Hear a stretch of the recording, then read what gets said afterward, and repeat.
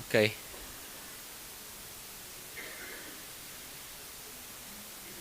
Ok, vamos então começar, entretanto vai-se juntar mais pessoas que estão lá fora, à porta. It's important to say that this session will be in English, okay? Not only the presentation from our invited speaker, but also the discussion and the panel interventions. So the idea was to have in this event this year a focus on data steward and the data stewardship in a kind of discussing around the roadmap for Portugal, focusing on what we are doing in our institutions, what we can do at a national level, guided by national bodies, how can we work together to build a kind of network of data stewards to work and to develop skills, plans, etc.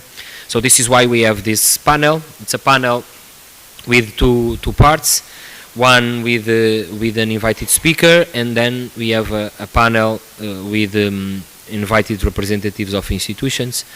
So let's start with Curtis Charma, that I invite to come here. It's he lives in the Netherlands. He's not from the Netherlands. He works in TU Delft and currently is a project manager in Skills for IOSC, that in fact was already mentioned today in one of the flash talks. He also previously worked in the University of Cambridge as research data coordinator. He will present himself better or with other relevant components from the curriculum, but what is important is that he is representing these Skills for IOSC project that in fact is working on competency center and a kind of support materials and support skills to guide countries on building these data stewardship networks. So we will hear from Curtis about the work and the experience from Curtis and also the work from Skills for IOSC project, and thank you for coming to Portugal.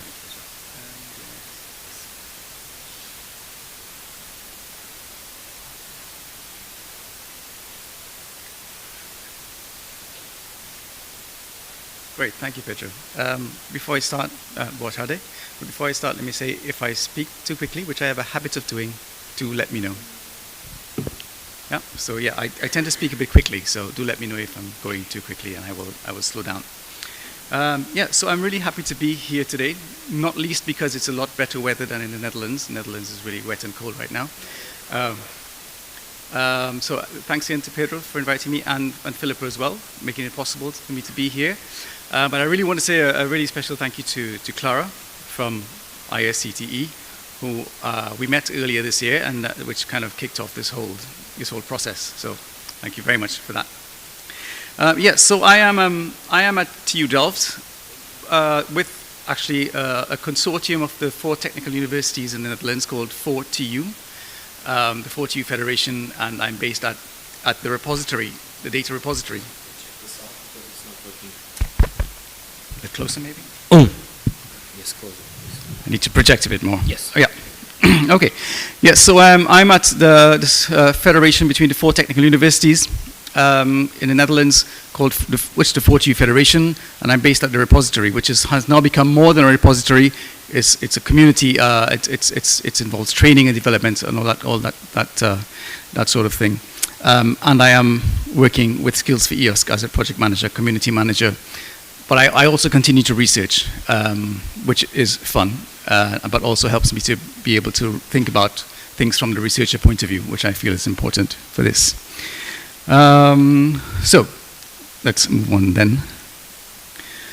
So just a tiny overview of what the Skills for IOSC project is trying to do. So we all know there's a problem with capacity and expertise when it comes to open science and research data management and everything that works around that. And therefore things can become a little bit unclear for those of us who are supporting researchers and for researchers themselves.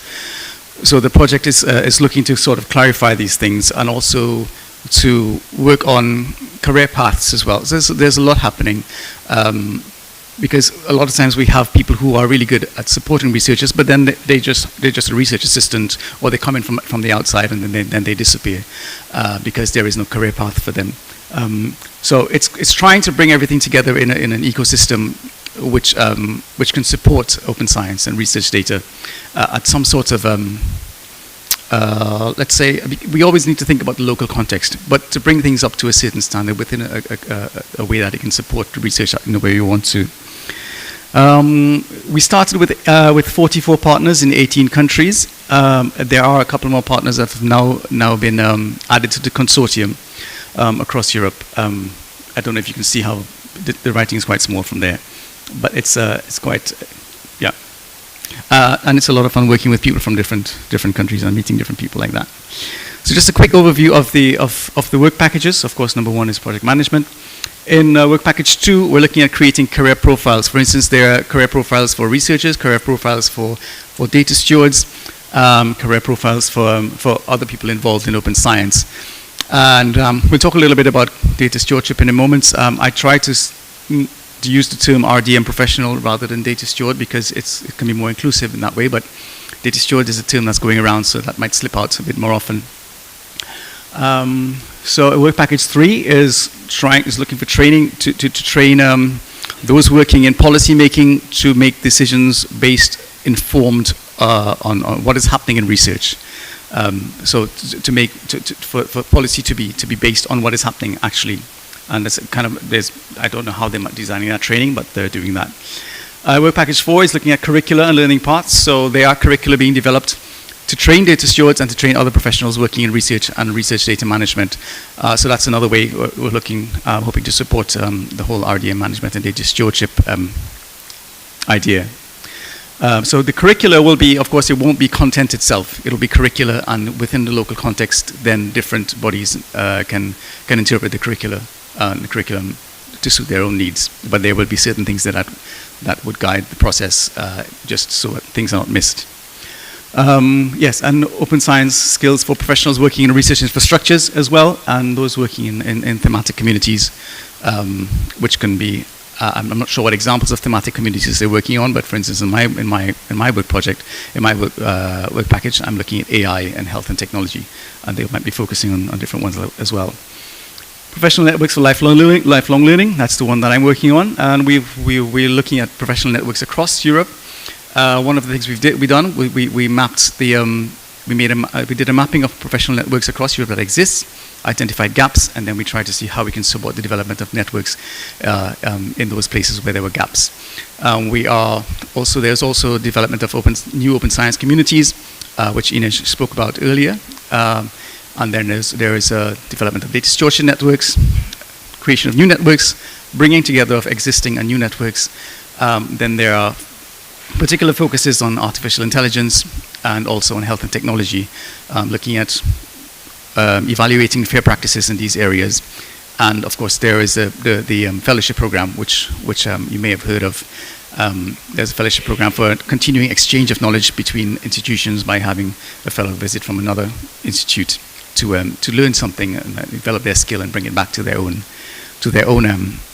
institution. The first call is just closed, but the second one will be out in December, which will be publicized. Work package 7 is one that is really important to the whole thing, and this is the idea of competence centers, which is quite a contentious term because what really constitutes a competence center and what form it should take has been a subject of debate. In my view, it has to do with training, but it has to do with support and sustainability, and it has to be some sort of coordination point as well, and it should be an entity that people can trust in within their own local context. Whether this is a distributed abstract body rather than a physical one is still something that's being debated, but then again, things are up to what's happening in the local contexts. Work package 8 is looking at synergies, as it says, but this is also looking to bring streams of funding together to work with supporting and sustaining whatever the outcomes of the Skills for EOSC project, among other things. So working with research infrastructures and so on as well to see how we can communicate what we've created. So the main thing I'm here to talk about today is task 6.3.1, professional networks for lifelong learning, and harmonizing and creation of new data stored networks. And when I say data stored networks, again, my preferred term is professionals in research data management, but that's a bit long to say, so I'll stick with data stewards. So what we are to do, we need to create new data stored networks, at least, well, total networks in all, we're meant to create 7, but we've already done that with the open science community networks, and right now we're working on a few of them, and we're hoping to get as many as we can handle, because we can have too much work as well. Harmonizing, we will talk about a bit as well. That's kind of bringing things together in a way that different networks can communicate with each other and exchange ideas, and we'll come to that a bit later. So the purpose of a network. So as we all know there's a capacity issue with open science and research data management, and an expertise issue, because it is so wide and so varied that we just cannot provide exactly what is needed for everyone, and there's no formal training that can cover all of this, and we may get closer one day, but as it is now, it's just not possible. So we're hoping that these professional networks can address these things to some extent, where we can have a solution through discussion. When networks share issues, commonalities, then they can probably come up with an issue. When something works well for data stewardship in one area or one institution, then it may work well in another institute as well. Exchange of good practices, which we talked about a little bit earlier, over lunch that is. Talking with your colleagues in different institutions to find out how they do things. Dissemination of new resources, new developments in the area, and of course a platform for new opportunities, whatever those opportunities might be. And a chance in shaping your own role as a data professional, as an RDM data professional, because that is needed right now at the moment. And of course to amplify voices, to raise any issues that might need addressing, that those who have the power to address just cannot hear it, because it's my problem and no one else knows about it. So what is the role of skills for EOSC? I'm sorry, this is a little bit small, but I'll read it out for you. So one is helping to create these professional profiles. So the data steward profile, for instance, which is quite wide, but what is being done is a minimum viable skill set is being created that other things can be added on to. Next is, well, to identify the gaps, which we have done this far. The only thing that was not included was citizen science, which is a pity, but that was not meant to be covered. It would have taken a lot more time than we had in the project. So at the end of the presentation, I will have some links here where you can find the results, like for instance, the minimum viable skill set in Zenodo, and also the mapping of the professional networks. So you can see for yourself. So what we've done, so then we go to stakeholder engagement, again in local context, talk with people in different countries, find out what is happening there, what's their feeling about data stewardship and networks. Do they feel it can work for them? Is the desire there to do that, and how we can work with them. Then we try to bring these initiatives together within the task team for this group. We try to bring these initiatives together by collecting information of different people who are maybe alone, or maybe a group, or maybe an institution, who are thinking about starting a data stewardship network, and try to bring that together into some sort of nascent initiative. And of course, advocacy and facilitation, which is what we try to do to represent. So we have a meeting. We had a meeting with the Minister of Science and Research, for instance, in France, together with CNRS. I hope to also advocate a bit for that, and we're working with other initiatives as well to advocate for the network, if it is so desired, and also the facility to work to bring people together as well. We're also producing some tools, one of which is the Data Steward Network Starter Kit, which is also available in Zenodo. And this starter kit, there's quite a bit of background, the concept of networks and network versus community, and also practical steps in which to take to start creating a network, and steps can be taken to sustain that network and to understand the life cycle of the network or community and how things might change. And yes, the harmonization of networks, again, to bring sort of creating a community of networks so that ideas can be transferred and more experienced networks can share what they're doing with less experienced networks, to try and be able to bring everything up to a certain standard, and share knowledge, again, always relating back to the local context and how that might be interpreted.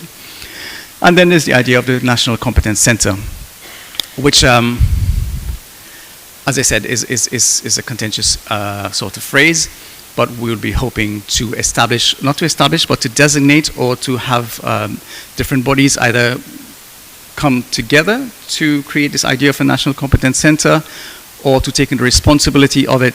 And we would hope that this National Competence Center, or what it has been called in the EOSC symposium last month, National Node, where that node can be a coordination point to support the network that has been created in different ways, whether that be through developments, whether that be through facilitation or infrastructure, for meetings, for promoting events, for wherever there's appropriate funding to be able to deal with that efficiently, and to serve as a sort of a connection line between those people who are doing things bottom up and those people who are doing things, top down.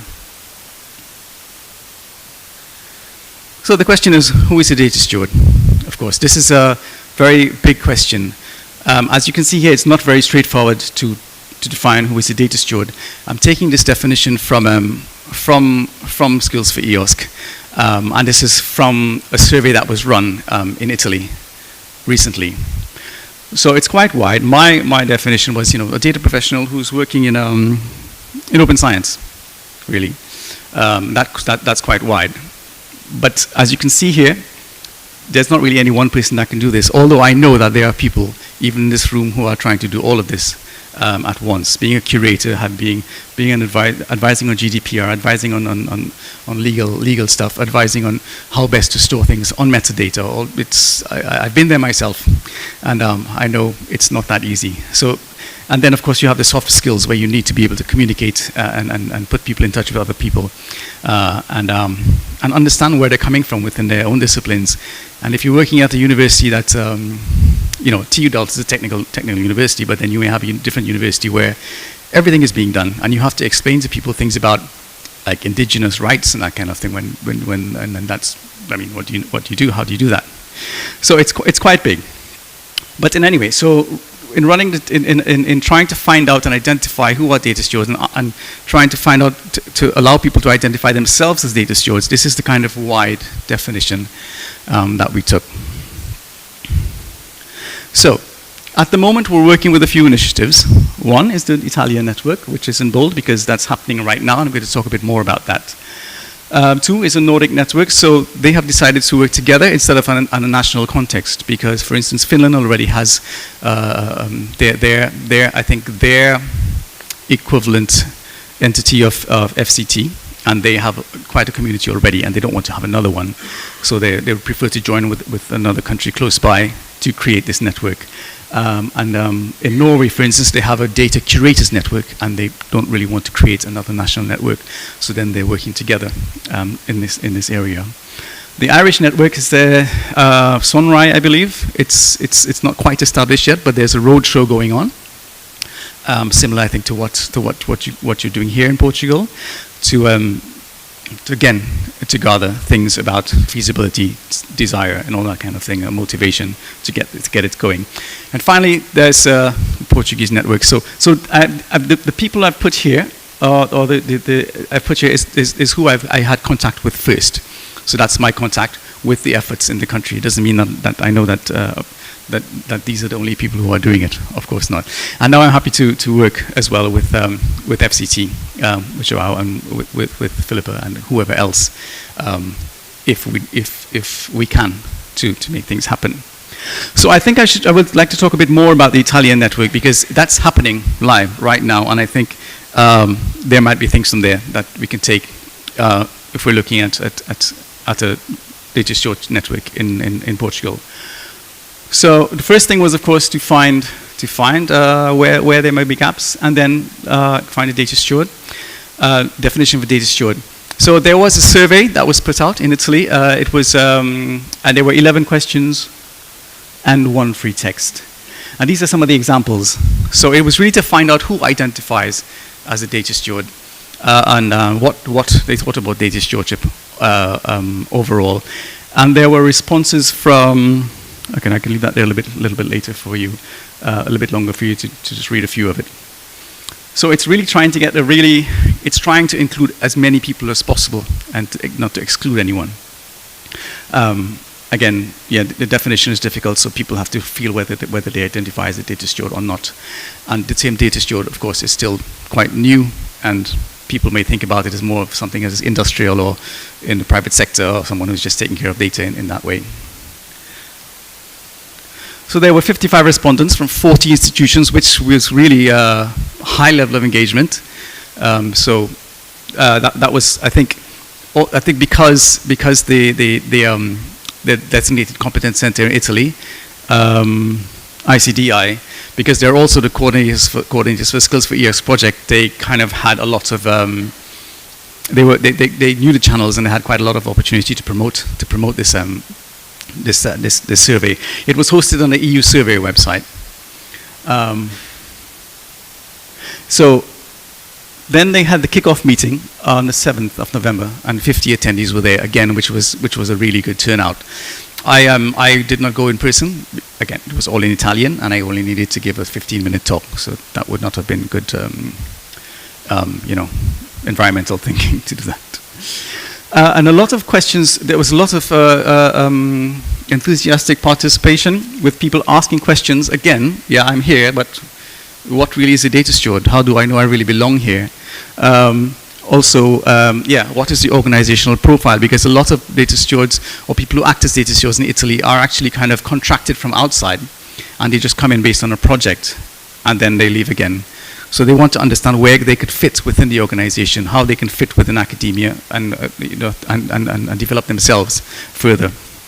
Other questions were, how do you sustain these roles? What sort of permanence is there? Do we just go off back into research or go off into some other job when the project is over?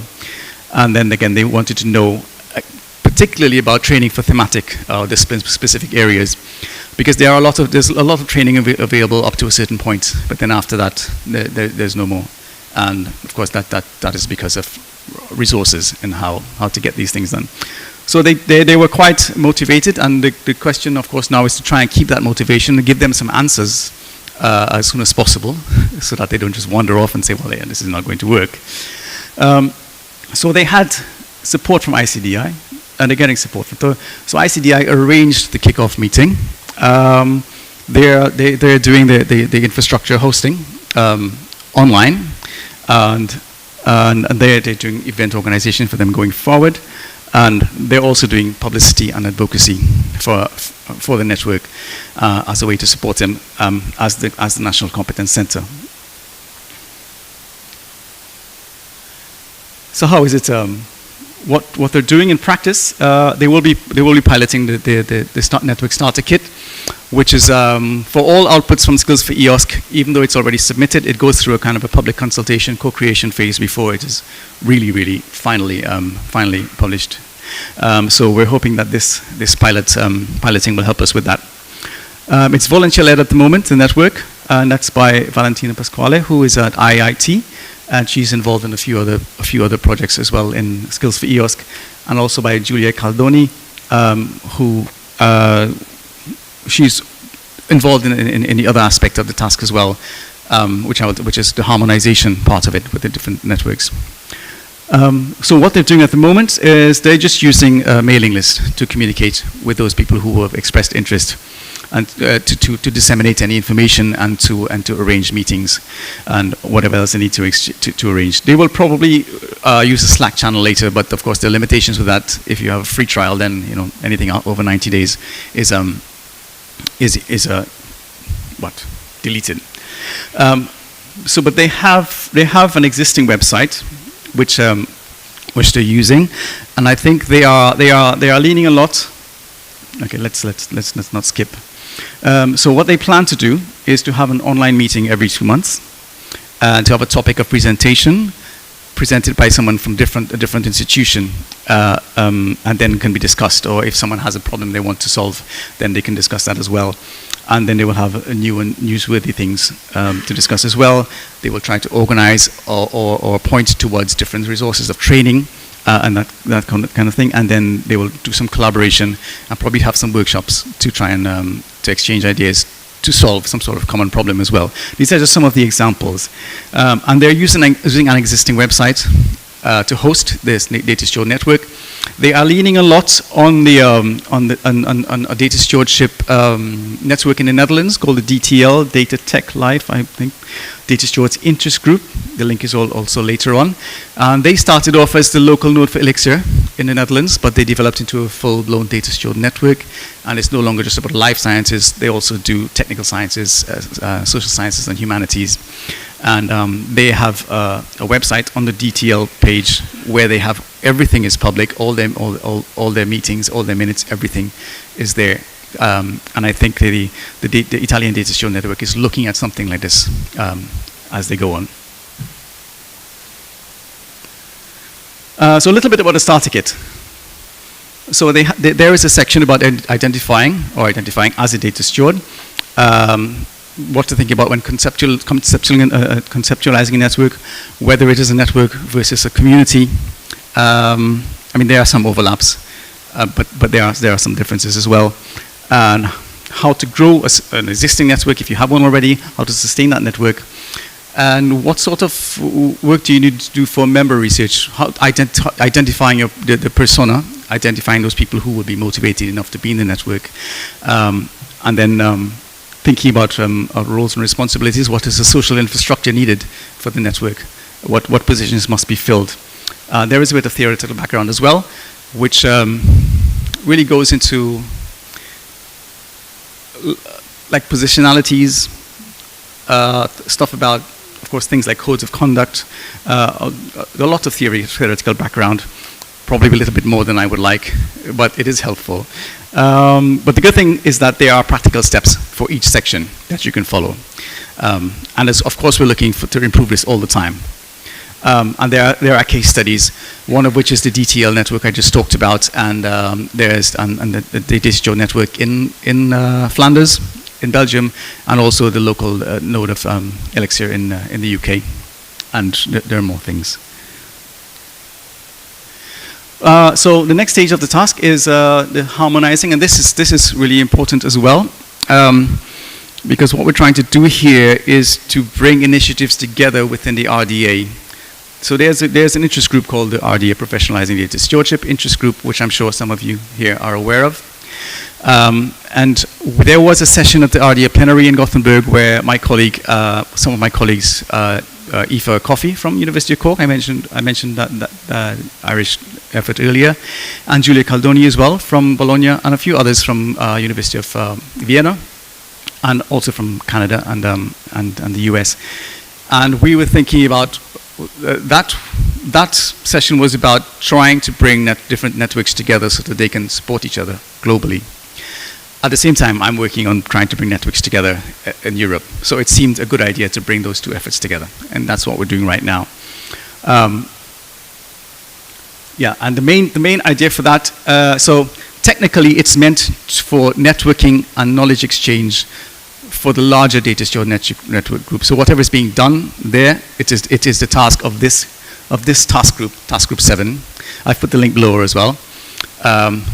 To provide knowledge exchange and networking. However, it fits exactly with what we're trying to do with the data steward networks and network initiatives in Europe and across the world. So we were able to secure the use of this group, of this task group for our purpose. Yeah, so the main thing from my point of view is to try to bring established networks together with new initiatives to see how we could do some cross-pollination of ideas and get other networks going and exchange ideas about sustainability as well, which is the big thing in anything to do with RDM and open science, because a lot of people are doing this in their spare time.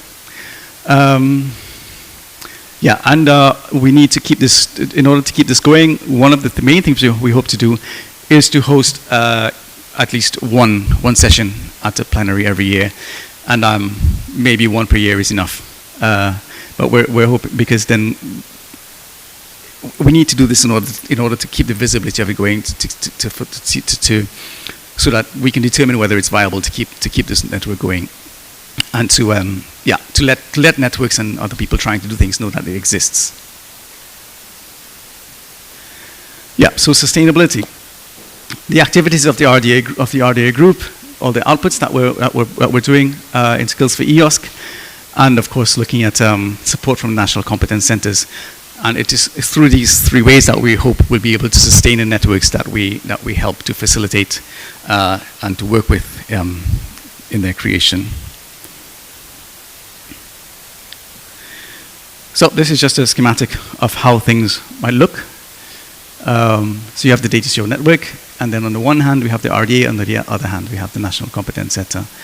And it is the job of this task as well, to bring the networks in contact with their National Competence Center whenever they're established. Of course, the project ends at the end of August 2025, and we hope that things will keep going on. But whatever projects we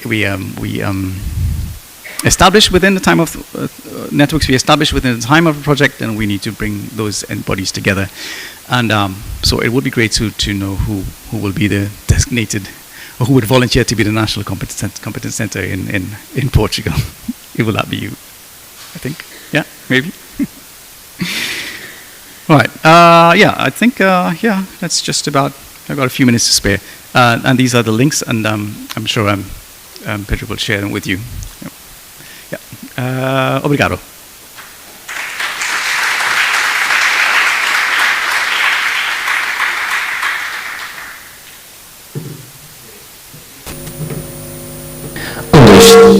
Experiência. Vamos para aqui. Okay, thank you, Curtis. So I now invite Clara Boavida, Jorge Nouro, João Moreira to come to the stage also for the panel. But in this process they are coming. We can have space for one or two quick questions. Then we will have a debate. Curtis will talk again and react also to the work that we are doing in our institutions based on this guidance from Skills for EOSC. But if you have questions, so we will have like one or two. You can make it in English or in Portuguese. Do you have any question, any doubt that you have related to the presentation? We can put it now or later in the discussion, because Curtis will be part of the panel discussion and he will react also to our presentations. Any remark for now? Okay, later. So Curtis, join. Okay, perfect. Ask a question. As part of the Skills for EOSC project, you are defining the network and the community. Yep. And the differences between both. In your opinion, what is the difference in terms of commitment of members and easy management? Are we interested in a community or in a network? So I think the differences, I think, between the community and the network, a community comes together for a certain purpose. For instance, an open science community, they come together to advocate open science. And that's a definite goal that they have. The network, on the other hand, a professional network is more of something where people go to find solutions for common issues, or to gain new training or understand things that they wouldn't get in a formal way. So the community will take, for me, more commitment, and ideally should have a manager, and should have certain roles in place, and probably needs to have champions as well to advocate for the community. So that's more of a commitment. With the network, you can have regular meetings where people present their issues, and then you can talk about it, and you can share things as well. But the network is more loose and would, in my opinion, require less commitment than a community. Considering the Skills for EOSC, the work package 2 specifically, This open science training policy, evidence-based or public administration, are they available or they will be provided only by the National Competence Center or European Competence Center? Are you asking if they'll be available to the wider public? Yeah. Yeah. Part of the question is there any format, final output for open science training, evidence-based for policies, for instance? Yes, it will once, so the project ends at end of August 2025. Some tasks will end before, and as soon as their deliverable date is due, things will be uploaded onto Zenodo. I'm not sure how they plan to publicize that so that people know it's there, but you should be able to find it, I believe, in the EOSC marketplace as well, from the EOSC marketplace. But everything will be available publicly on Zenodo. Considering the actions, who will provide the trainings? The National Competence Centers or the European Competence Center? Or? Yeah, so the training would be provided by the National Competence Center. There are sessions within the task, within the project, to train trainers who will be associated with the National Competence Center. Just in the middle, if you want. Okay, perfect. So let's move now. I invite you to think about questions, and also to think about sharing any input related with this work on data stewardship in your organizations. We will hear from three use cases in terms of university, University of Coimbra, ISCTE, and University of Minho, and then we will hear from a national body about the roadmap also from FCT, FCCN. Just 1 minute to highlight before I give the floor to Clara Boavida. What we are doing it's important to mention, some of you know because you are part of the training working group from RDM Forum, but we decided to do this year a series on data stewardship in research institutions. We call it Towards a Roadmap for Portugal. The idea was to run 3 events before the RDM Forum, but we only did one event. But mainly there are 2 objectives. One is to deepen the knowledge about institutional programs and national stewardship initiatives. So to know more about what others are doing in different countries from Europe, and what are the plans at the national level, and then also try to define an action plan for us in Portugal. Learn with the kind of benchmarking, and then come up with a plan for Portugal. We started with having a case study from Austria, University of Vienna, and it was, in fact, a kind of 2 case studies in the same, because it was the case study from University of Vienna, what they are doing in University of Vienna, and in fact University of Vienna are guiding a kind of roadmap for Austria, and they are also delivering some national things to Austria. And the idea is to, at the end of 3 or 4 meetings with Austria and other cases, we also thought about Italy as a case, Ireland, maybe the Netherlands, so and also a case related with Elixir and the data stewardship trainings that they do in Elixir, so a specific domain, and then produce a report on lessons learned and recommendations. We did the first one, around 45 participants. You see here a screenshot from the session, and we also have the colleagues from Austria that did the presentation, three colleagues. And it was so relevant. So we don't have any report. One thing that we did, then the structure of these events is the same every session. The idea is to have a first moment where the case study presenters present and detail what they are doing in their countries or in organizations, and then we split into groups and we will discuss about some highlights, some lessons learned, what is feasible in Portugal and what is almost impossible to implement in Portugal. So these are some, we do it with using Jamboard. These are some notes that we took from the highlights from the models from Austria and the model from the program from University of Vienna. They have, what is relevant here is that they have a postgrad course on data stewardship, and they presented, and there are some notes here. Right, I think is important was the network that they are building around this those people that are part of the course. And we also had a second part of the discussion about like a kind of reaction, what is almost impossible to implement and what we can replicate in Portugal. So more institutional policies or more training, a certified data stewardship course like they have in Austria, maybe we can replicate in Portugal. So what is almost impossible is to have a data steward in each school or department, so different comments. So we are not in that phase of producing recommendations or lesson learned, but we are in this process. We just want to highlight this work. So if you want to be part of it, we will send invitations for the 2 or 3 other events that we want to do. We already send invitations to Ireland and to Italy. We just need to schedule properly. And here are the persons that are from the training working group that are more responsible to organize this series on data stewardship in research institutions. So now I give the floor to Clara Boavida. So these are really short presentations. So, and yes.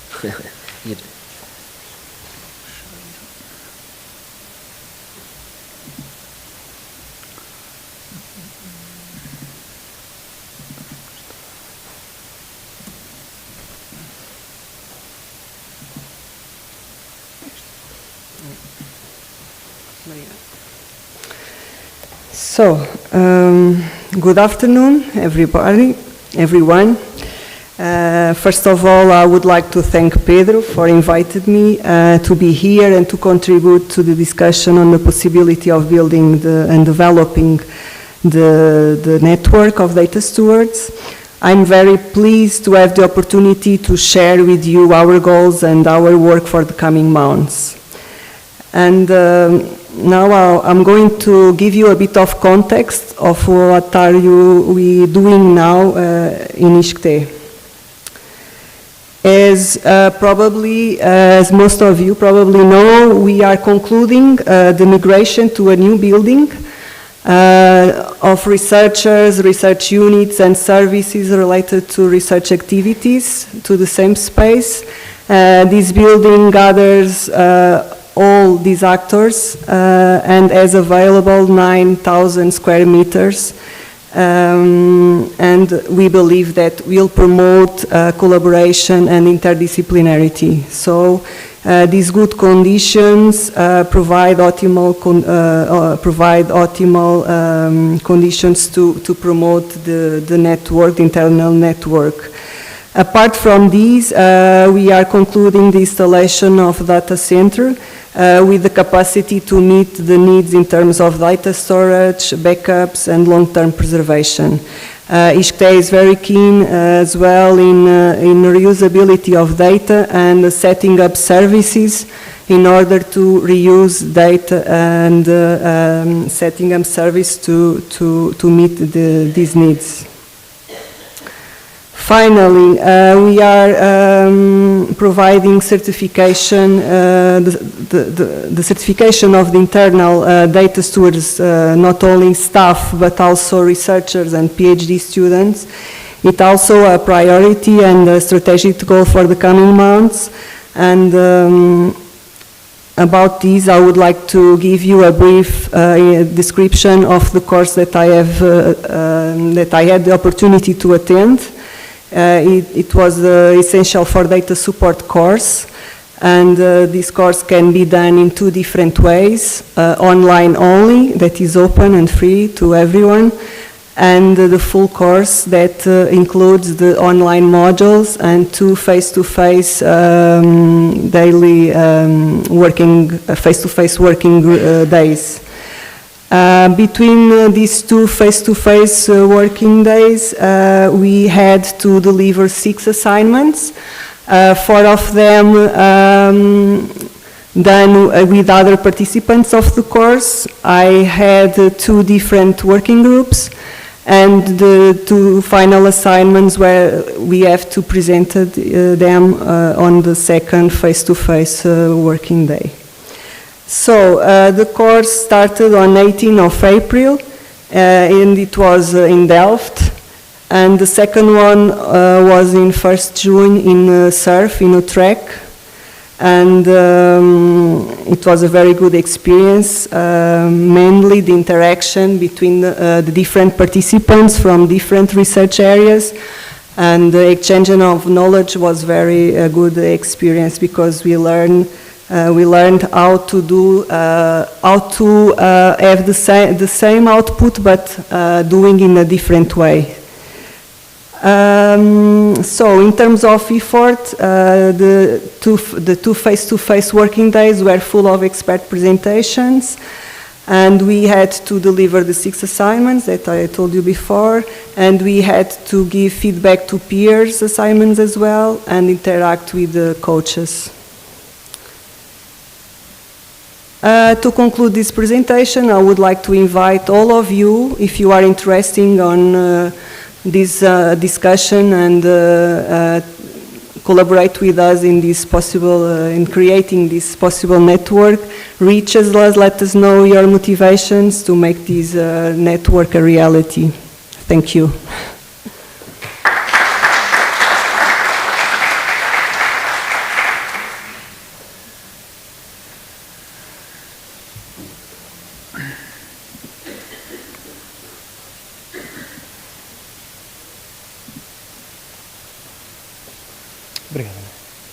Hi, good afternoon you all. I'm here before you wearing 2 hats. My name is Jorge Noro. I'm coming from the University of Coimbra, and I am the executive coordinator of the Institute for Interdisciplinary Research on one side, and on the other side actually I'm part of the highly motivated volunteered agents at the University of Coimbra that are facing and trying to cope some issues related with this data management. We are here recognizing that research data management is an emerging challenge. The University of Coimbra started to develop some policies and open an academic discussion between partners where we can have the feedback from the academic community, and we are trying to somehow to implement these task forces and people that come from different research units to contribute to new solutions, to address to these challenges on research data management. I think we all easily recognize this emergent challenge, also the new emerging careers that we are talking here about. And one of those, of course, is the data steward. Before I, briefly share some thoughts on, how we can look at the profile of the data stewards, I thought it was a good idea to share also some benchmarking made in this most relevant already mentioned action from Pedro Príncipe, and we have the opportunity to see how other universities are dealing with it. So for instance in Delft they have this data steward team that actually supports and helps the implementation either on faculties and on the library. They have very well defined the profile of the data stewardship and how it can contribute to the solution. But it was also presented on this session on organization of data stewardship services. Also another example. So we have, for instance, here in Purdue University, this different organic display, let's say this way. For instance, in Aalto back in Finland, we have the researchers pointed out as also researchers, data managers. So we have different approaches with different profiles, and as Curtis already said, of course, it depends on the organization where it is implemented and the cultural context, of course. So we have here our very well-known data lifecycle. Unfortunately, the presentation lost the animation, so okay, you have at one take, but okay. We have this data lifecycle, and we try to put some examples how to do it. Not only to recognize all the stages on the data life cycle, but also some instruments that we can use to actually do the operations related to each stage. I suppose we all easily recognize that handling data in a structured, organized and document manner can ensure better quality either on the process and on the data. the integrity and also long-term usability. The researchers don't have to be experts, but we believe that some basic competence actually contribute to research responsible and innovation. So it's to the integrity also of the research itself and for the data related. So back in the University of Coimbra, we are here. We are actively participating on EOSC as a delegate member. We actually participate in some subgroups and subtasks also on this forum at the RDM. We participate also in other forums where open science is being approached frequently, like the EARMA, for instance, is the European Association for Research Managers and Administrators, for instance, and other forums. We have some concrete actions by now. Some of them is, for instance, delivering proposals, specific proposals and recommendations internally to the Rectory, where, for instance, for what could be a policy of the data management back in the University of Coimbra, not only for the organic units, but also and mainly for the research units. Also, you have heard before, I suppose, all of you, hopefully, the presentation of Inês Almeida, that presented this, let's say, raising, willing to implement an open science community, which we are very keen of it. She is also part of this highly motivated volunteer group to work on these deals. And yeah, we have been doing some specific other things. We have some back at some research units. We have some people already, researchers or not, because we have different profiles. Some of us are librarians, some of us are science managers, some of us are researchers, but we are already implementing, not in a very structured, organized, formal way, but for instance, inside of each research unit, we have some very good examples of training sessions, for instance, and to not only to raise awareness, but also how to do it. I can recall Brundiret and others back in ICNES and other research units where we actually provide some specific expert training to develop some data management plans, for instance. So, well, in my last remarks, I would say that, as I told you, researchers may not be data experts, but basic competence will actually contribute to some responsible research and innovation. Research data management, I think this is good to underline, is also, besides all which are talking, we are dealing here mainly, I would say, as looking under the angle of the management. But actually, the research data management is itself a scientific area. And we have some people studying in a scientific way with a different lens. For instance, data architecture, data modeling, data storage and stuff, they themselves itself constitute as research areas. This seems nice. What about this guy here? Hopefully, yeah. We are talking about this fellow here, and this fellow wonders either which career he or she has to choose, research services or researcher or something in between. Also, how to deal with the ecosystem where he's embedded. Sometimes, very often, we are facing some issues relating to the blurry services boundaries. We don't know exactly, like we discussed early in the morning about the commission of the confidentiality from the medicine faculty. And relationships also demands for huge effort. But also he or she has to deal with highly demanded training and to deal with complex projects. And Curtis already underlined this, because ideally we would have a data steward that has high competencies on programming and data storage and management and relationships and communication, and well, seems a lot to one guy or one girl. So yeah, this is one of the, I would say this is one of the issues on this, the role of this data steward. So I suppose no one is quite keen to very, very fast say, I would like to be a data steward. I'm not sure about this. It depends on the profile. So this will result, this is a biodata training data steward's image that I took, thank you Pedro, resulting in this data steward profile. Is a proposal like many others. I just point this out because I want to take from here the policy research and infrastructure's 3 dimensions, because we believe that to be effective, and with this I'm closing my remarks, national data stewards networks, which will somehow contribute to the European data steward networks, will have to attend to the policy with obviously broad institutional commitment, We will have to deal with the issues related to research, not only the expertise as mentioned before, but also becoming available some tools, standards and workflows.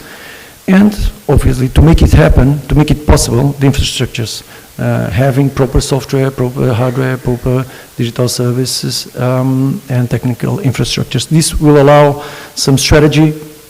This will allow to have more transparent solutions, more collaborative solutions. Here I would like to underline that for us, as we discuss this internally, it is most important that we contribute to change the paradigm, for instance, the funding paradigm of science. Because while we will have a competitive model, a competitive paradigm, we will always face these issues. We must try to shift a little bit to more towards a collaborative model, to a collaborative paradigm. Otherwise, this is nonsense, because we will have competitive funding and we are trying to aware people to be collaborative. But at the end of the day, people will ask, but who will win the award? Me or the guy that is using my data? So I think the paradigm should be revised, and we have this great opportunity to contribute to this. Also in the research, make it accessible, easier to understand, contributing to the body of knowledge, of course, and make it possible supporting framework. This will ensure that data policies will be aligned with the researchers' data. This will ensure that the researchers' data will be aligned with the data infrastructures and the equipments. And of course, at the end of the day, this will ensure that data policies could be aligned with the data services. That's it. Thank you. So after, I just have one. We have ISCTE, Coimbra, and now Minho, and then yes, FCT, FCCN.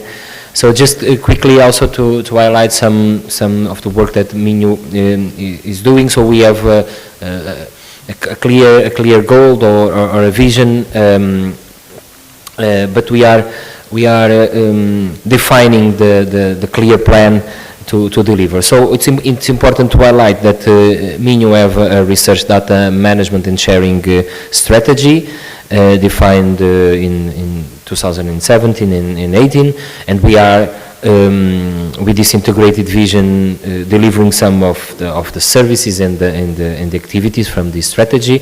Some we already achieve, others we have plans, and others maybe we will discard them. But one important is the data repositorium that we have, and because of the data repository, we will not solve all the issues and all the needs from the researchers regarding research data management, but at least we will unlock some of the limitations that they have and also contribute to good practices in terms of data management. And one of the important things that we have from the roadshows that we are delivering is that in those roadshows is where the place where we also define the way that the research centers will manage the data and the way that they will organize the work internally, and these are relevant moments to the boards of the research of those centers to identify if they have people or not, if they need our support, or if they just will say to the library that you need to be our data curator because we don't have people to do that. So this is already an important moment for us to start making more clear our plan related with data steward in Minho.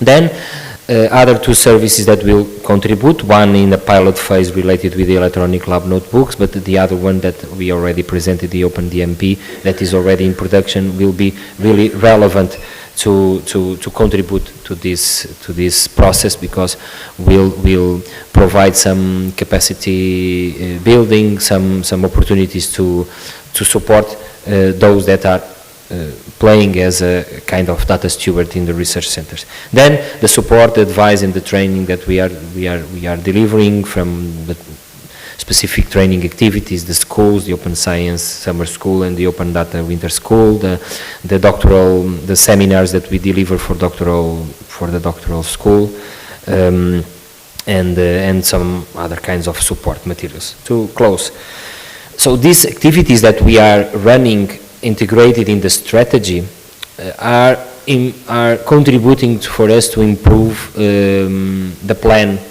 for data stewardship in Minho. So the data repository, for example, is where we are highlighting the creation of data curators teams in the research centers, if they have it or not, if they want to create that position. Some of them are kind of research manager that are also have some skills. In some cases they are defining that for the laboratories, for the research groups, for the research units, depending of the structure of each research center.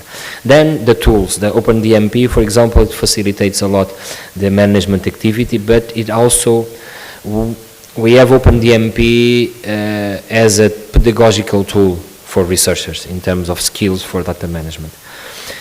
Then one important venue that we have are the meetings with the research centers. We decided to have a periodical meeting with the boards of the research centers to identify their needs. Our idea is to create a kind of ambassador of good open science and RDM practices in the boards of the research center, and people that they select to be a kind of ambassadors, people that we can have as ambassadors in the research centers, that we can train, that we can work with. And these meetings are really relevant. We have a second vision about these meetings, because we want to keep those meetings with the research, with the boards, the directors of the research centers, but the idea is that in parallel we create a working group with the people that the directors identify as people that we can have, call it data curator, data stewardship, etc., that then we can work with and train. And then from all the activities that we do, for example, the Data Winter School is really where we address the training needs and where we identify the needs that we have. And in fact, in those training schools that are target to PhD students and to young researchers, we also have people that are acting as data curators or data stewardship in the research center. So, and we are in fact identifying that we need to move forward. So, just to highlight that, based on this, the activities that we are running in the strategy, we are identifying better a plan to relate it with the data stewards in our university. Okay, thank you.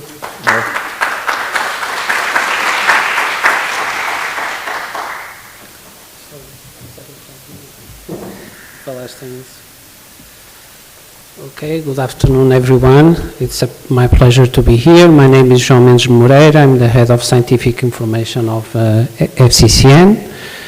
And I would like to share some of the ideas for the roadmap. In fact, they have been developed together with many of you, and I hope you identify some of the ideas, because this is a result of all these meetings we have had in the past. So this slide is only for Curtis, because he doesn't know us very well. But imagine we are NWO, SURF, Narcis, DANS, and also the consortia that licenses content. And it is probably one of the only funding agents in the world that has together infrastructures and the funding part, which is fun, but also very challenging. Anyway, so this is the global view of the open science ecosystem. You might recognize many of these stakeholders. We have addressed these stakeholders during these meetings in this morning: research infrastructures, research service providers, data providers, funding institutions, research institutions, and the competence centers. We still don't have these, but I will show that we have plans to have generic thematic and proximity competence centers, and these competences will help the idea is to help you and to work together with you in several subjects, like verifying data, policies, data curation, training, and so on. So the other part besides the ecosystem are the layers, where in this slide you can see several types of layers. You have the government, funding organizations, research performing, and also the arenas where that's another layer, important layer in terms of infrastructure skills that we have addressed. By the way, this is from the Dutch organization. I cannot read, but EOSC, it was a presentation done in the EOSC, and I found it very informative. Anyway, we have also talked about the research phase, and Clara, for instance, mentioned that not only important to think about during, but before and after the project, what we are going to do with the data. So the challenges are tremendous in terms of governance, policies, what service to set up, and also the alignment with important bodies like EOSC, RDA, and stuff like that. And also the sustainability, hopefully, and funding. We have been working and delivering national initiatives on several items, and we have some principles for the projects where we try to centralize the services and have centers of expertise for delivering the services, and this helps sustainability. Yeah, that's it. In terms of activities that we have been carrying out in terms of open science, many of you know this slide. I use it in many presentations. Of course, the focus of this presentation is the research data, and we started precisely many years ago with the Fórum, and also the massive online open courses. Then we started recently with the Poland initiative, where we have a research data repository in pilot, not in full production. Also a research data plan for data management, and also PT quiz is very important in this initiative because it's key to have fair data, and therefore we will also make an effort on this item. So I would like also to share with you, I'm happy to share, I'm worried to share that we have significant, after looking and looking for funds for research data, we were able to get a grant of 1.6 million euros for research data. The challenge is that we have to spend well the money until March 2026, so it's a very short period of time. And the main areas are infrastructures. For instance, we talked about Pedro mentioned one of the services that were most requested by researchers were storage. So we will work, there's a big chunk of money allocated to this. Then research data services, we also discussed in some meetings ago that the scope of the research data repository was going to be FCT only, but with this grant we are able to, we will study, but hopefully and probably we will open the research data repository to other services. We will also build competence centers and the consortia to coordinate these competence centers in terms of core activities, and also have some funds for use cases and demonstrators. Also work on alignment and fair data services, and that's it. Thank you.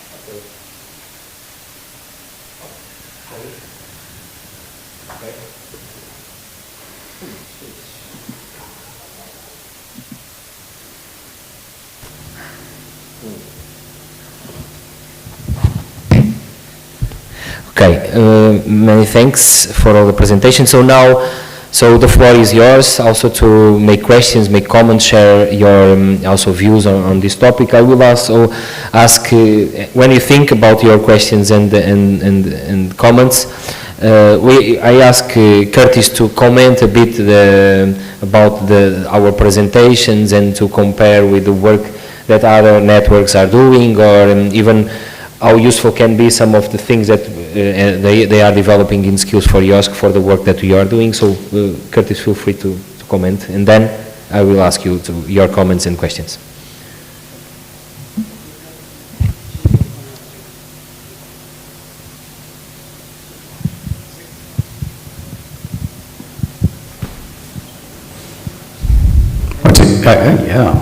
Okay.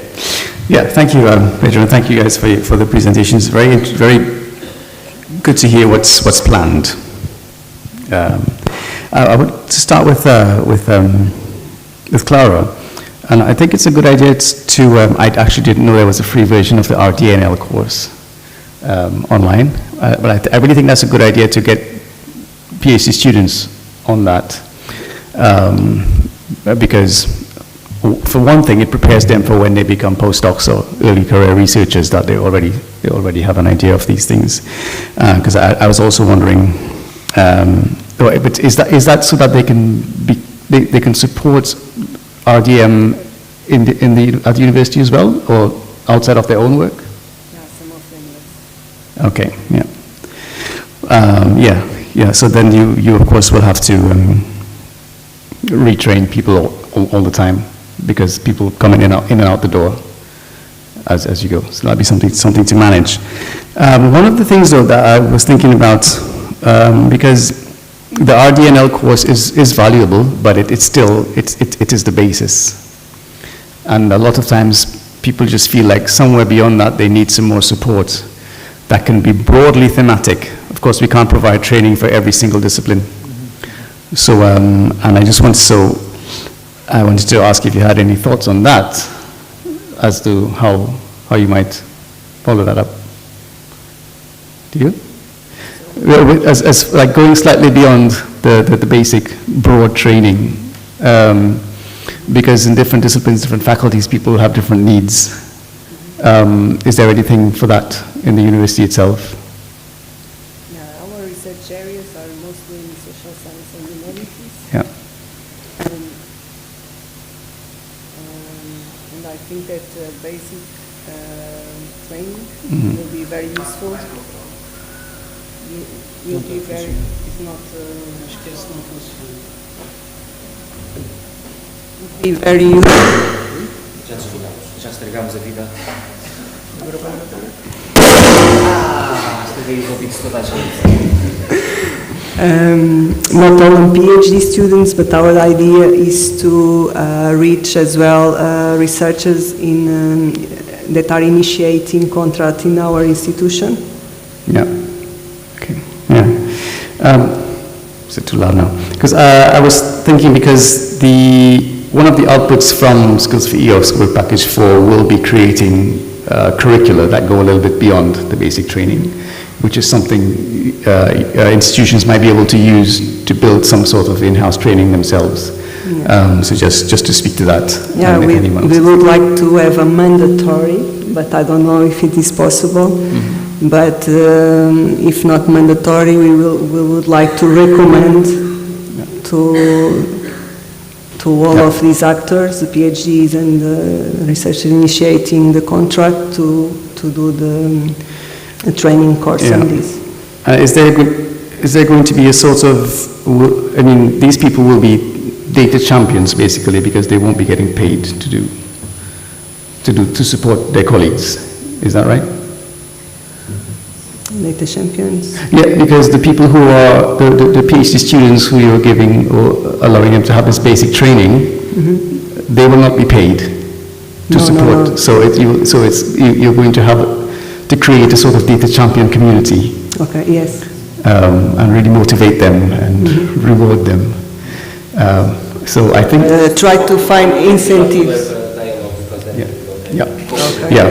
So okay, so I would have, it's the data champion program at Cambridge where I was is a really good one, and within the open science community at TU Delft, they also have a good one.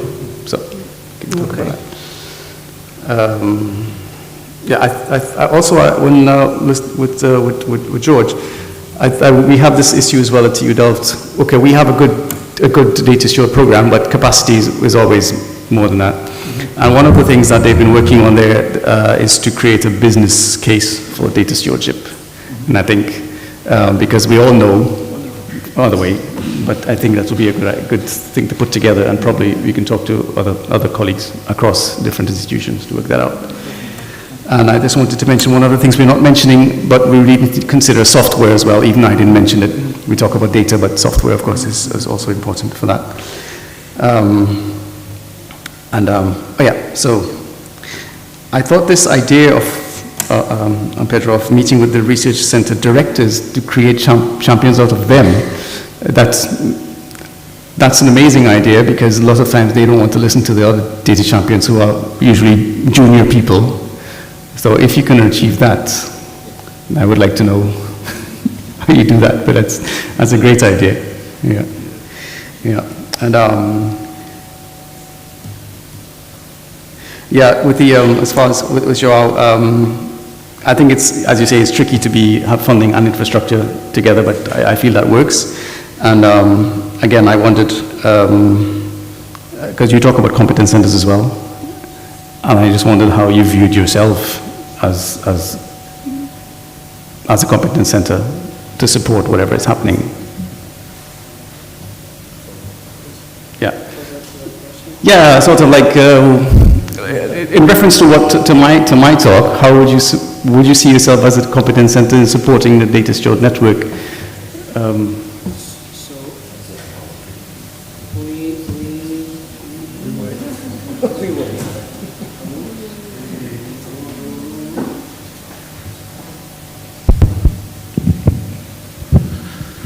So the idea, we don't have at FCT enough resources. So we will have grants to help us manage. So it will be under our supervision, but we will have partners in executing this funding and all of this. Okay. I will stop. We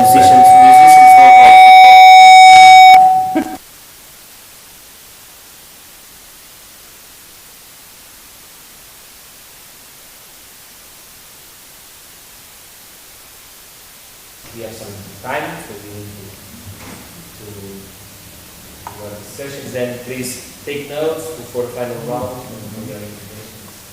Any comments? Any regarding what we are doing in our institutions? We don't have feedback anymore. So feel free to other kind of feedback. It's always a pleasure to have here we keep with the director from FCCN here from the opening session. Now we have also the board of FCT present. Sorry, Professor Francisco, which is great. Other comments? Feel free to share in also what are your limitations in your institution. If you accept this challenge from George, that we need to have to build a network in Portugal to support each other, a network of data stewards.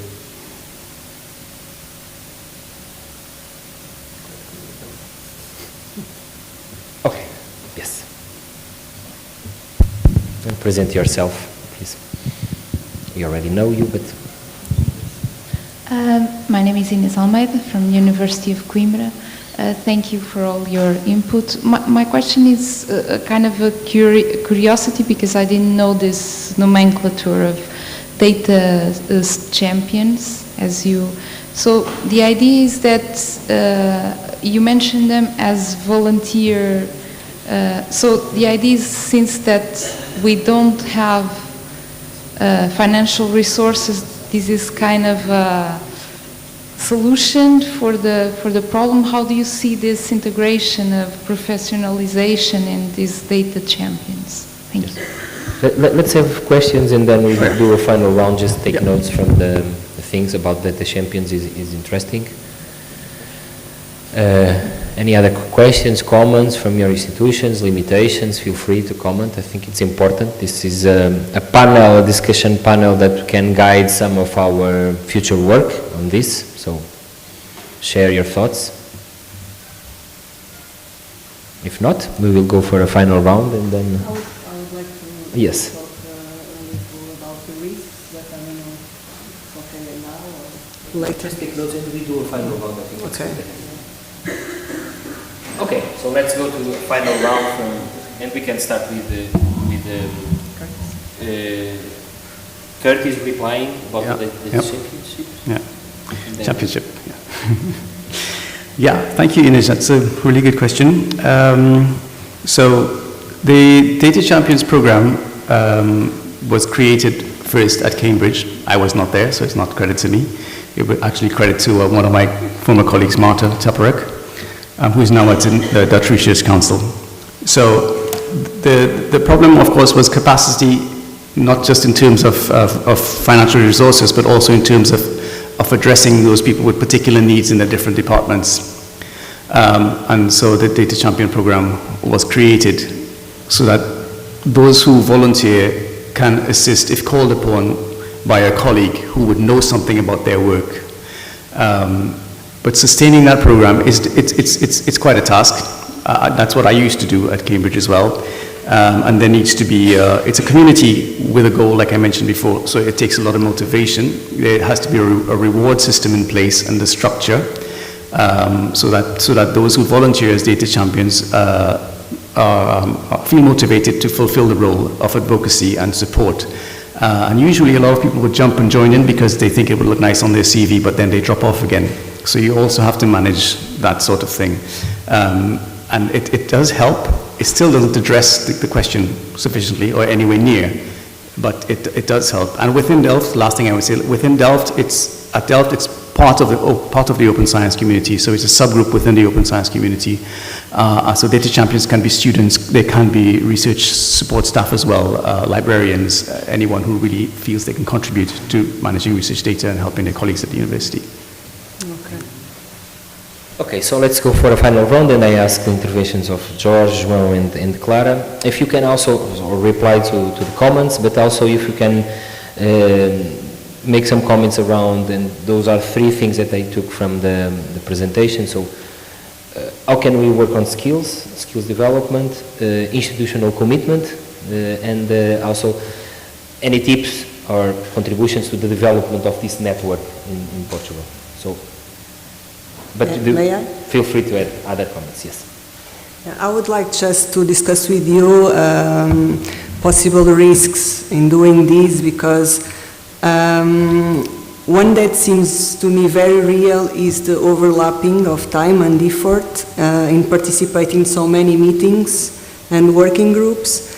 And I think that could be a good idea to discuss within the community how to organize ourselves, to be comfortable in allocate time and effort to share our experience related to research data management. I think that we should anticipate and be prepared to deal with that situation, because we are already a very active community, a small country, and some of potential members of this network could be already members in other communities of practice. Secondly, the second risk that I've identified, I think that it could be very useful to find ways to reach out all the people who are responsible for advising researchers and on these issues, and people who are directly involved in research data management. Because in the Skills for EOSC project, they define data stewards, they define generic data, they make a difference between a generic data steward from an embedded data steward, And you have also data managers, and I think that could be a good idea to try to define what is a data steward very briefly. They define a generic data steward as someone who has an advisor role on guidelines, policy, on data management plans, and so on. And an embedded data steward is someone with that is directly involved in research data management, creating data management plans with a hands-on experience.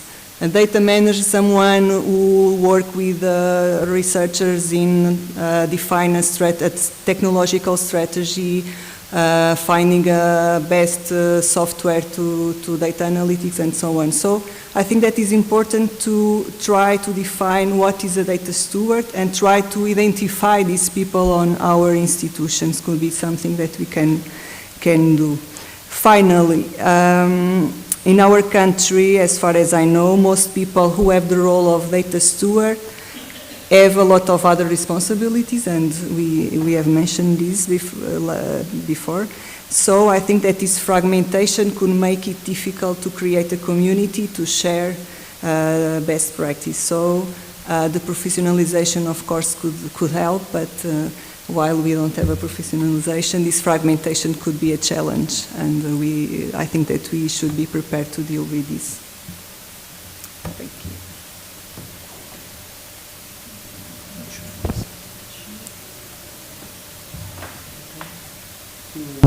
2 or 3 brief notes. Yes, we believe that the best way to do it is doing it. So eventually some specific special projects under the directory or some specific structures under the organic units might help. The skills, of course, can be acquired, but also can be trained on hands-on jobs. So the point is sometimes we think, at least our group, that we spent a lot of time reflecting on this, but we believe also that if we start doing something, eventually it will be easier to implement some new solutions. So saying that, of course, we have to underline the main and relevant role of PhD students, of course. This early stage has already been proved and shared on the previous section, already mentioned today, that this early stage of the data, this early stage of commitment, of course, will imply a new solution afterwards, because the responsible for the orientation of the PhD thesis, of course, will adhere to this more easily if the PhD student is already committed with it. So, of course, bring this to the early stage of research, for instance, under this PhD thesis is one of the main, well, let's say assets to invest on.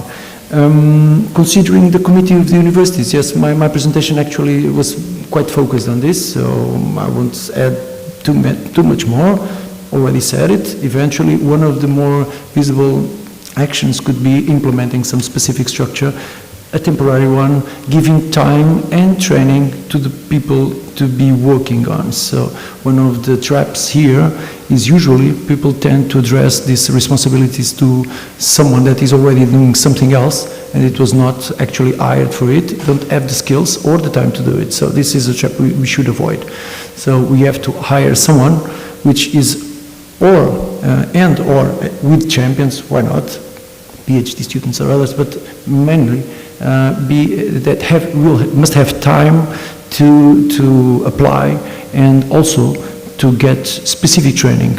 I recall something like 1 to 2 years that was sharing in the last presentation, in the last session, someone, the best practice from Austria or something like this. So yeah, we have to have time to train people to actually then execute and provides a good service. Otherwise it will be a trap. Considering the contributes to the network, I think we are doing our best. We are committed with this. A lot of us, if not all, is sharing our time with other things that we have to do, because it's not our main job, this. And we are actually counting with a very relevant role of our national agency. I must underline this because we believe that, at least on this issue, we are making the right path, because we are sharing the opportunities. We are one of the beneficiaries of this pilot strategy, and we believe this is the way. So the funding agencies, of course, will have to open the door to, for instance, some pilot projects or else, so we can also test, makes this kind of test beds where we can actually stress out what will rise up when we are trying to do it, the day-to-day jobs. So hopefully also these already mentioned national competence centers, along with the European strategy, for instance, contributing to European competence centers, will contribute definitely not only to this kind of a national consortium, regional consortium, whatever, but also to strengthen up the competences of all the agents related. So yeah, that's my idea at least. Thank you.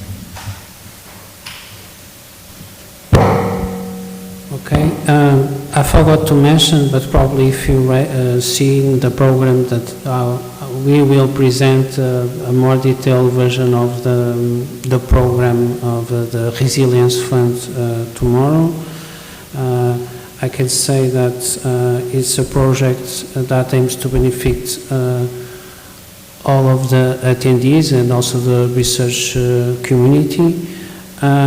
We are still fine-tuning the roadmap. In fact, we'll probably have an installation committee to drill down the requirements. But at this stage, we see that we can contribute for the three things that have been mentioned, because we think it is important to have competence centers that address skills in terms of, we talked about Forster à portuguesa, Portuguese Forster, which was a program for training in Europe. In terms of institutions, have policies, toolkits and stuff like that. Do not forget that we, at the national level, we stop where scale stops. So we can build toolkits, we can build, but then it's up to the institutions to do their work internally. And in terms of network, I think it fits on the alignment competence centers that I have mentioned with EOSC, with RDA and other important institutions.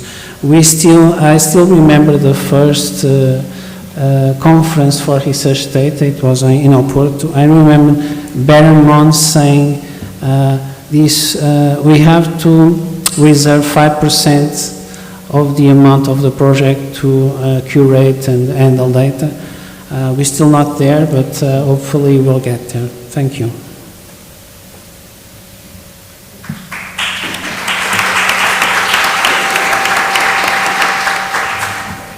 Okay, so thank you very much. I think we can close this session. So I think it was great to have this debate and to have some tips and some good materials that we can reuse from Skills for EOSC. I think the curricula, the kit that we have to the establishment of the network, I think it will be quite useful. We need to continue this discussion, so we have the working group on training where we dedicate some activity to the data stewardship series, so let's join this group and and work together. Curtis, any final remark? We are okay? Or? I look forward to working further with you, with anyone here in Portugal, and developing the network further. And I just want to say also, I want to congratulate all of you on having these national forums 10 years running. I think it's amazing. Yes. So yesterday Curtis already tasted Muscatel. We will have Muscatel moment, so you can have time to discuss directly with Curtis in that moment. Thank you very much all. So, vamos agora mudar para português. Obrigado a todos. Devia ser este o momento para interrompermos, fazermos um break, mas nós vamos puxar pelas vossas forças, mantermos aqui todos juntos. Agora vai ser muito dinâmico, com os grupos de trabalho a apresentar os trabalhos e depois o póster One Minute Madness, um minuto de loucura a apresentar os pósteres. Portanto, chamo agora os convidados, os representantes dos grupos de trabalho para virem para aqui, juntarem-se aqui. O André Vieira já está aqui, a Emília Pacheco, da Universidade do Algarve, a Rita Gonçalves, da Universidade de Aveiro, o Filipe Pereira, da FCCN, Ela Rodrigues, da Universidade do Minho, juntem-se aqui. Será um momento muito rápido, onde vamos destacar os resultados dos trabalhos que os grupos de trabalho estão a desenvolver, e com apresentações muito curtas. No final também vamos destacar o póster, porque se vocês virem lá fora, cada grupo de trabalho tem um póster que vocês podem ver e, portanto, no Moscatel de Honra também vão poder conversar com os representantes dos grupos de trabalho e discutir um bocadinho com eles e perceber que ações é que podem ser feitas.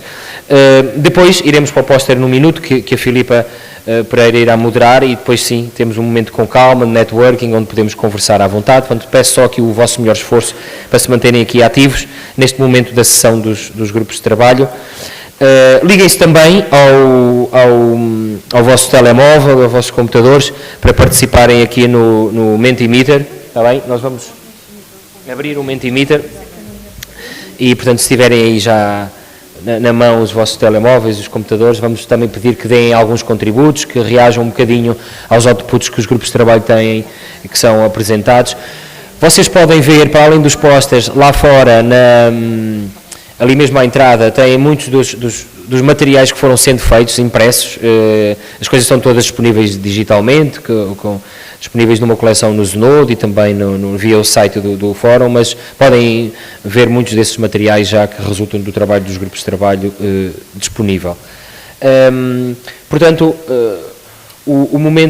a ideia agora era destacar os 3 grupos de trabalho. Existe um grupo de formação e competências para a gestão de dados FAIR, que depois tem várias linhas de ação. Depois o grupo de trabalho dos repositórios de dados, chamamos tecnologia, organização e certificação, que também tem linhas de ação, pelo menos 3 neste momento mais ativas, e as pessoas podem se juntar, podem participar simplesmente em reuniões mensais nestes grupos da formação e dos repositórios, ou fazer algum trabalho mais prático nessas linhas de ação. E o grupo de políticas, estratégias e recomendações de GDI, que já não reúne numa base já mensal, mas reúne periodicamente, e que poderão ver também o trabalho e a forma de participar. Portanto, liguem-se já então ao Mentimeter, menti.com, já está aberto o primeiro? Sim, abre já o primeiro, não precisas de...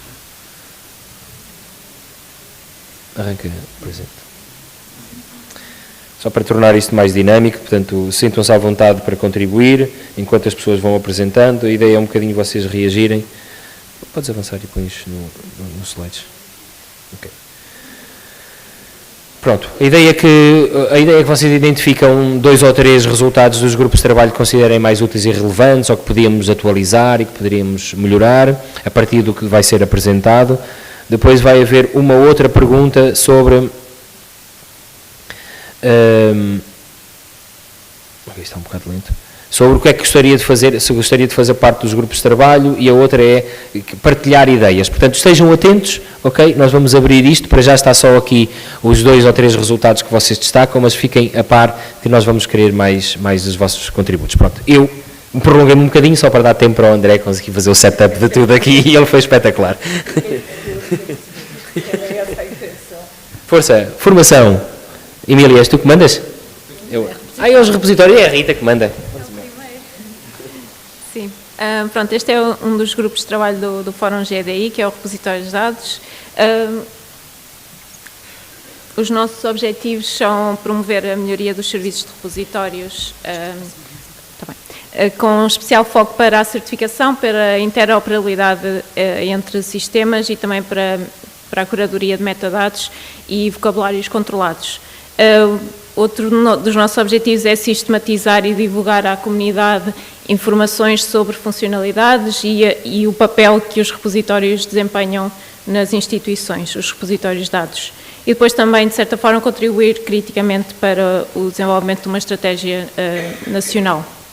Toda a informação do grupo de trabalho e também os resultados que vamos já apresentar de seguida estão na página do Fórum GDI, tem uma página dedicada a este grupo.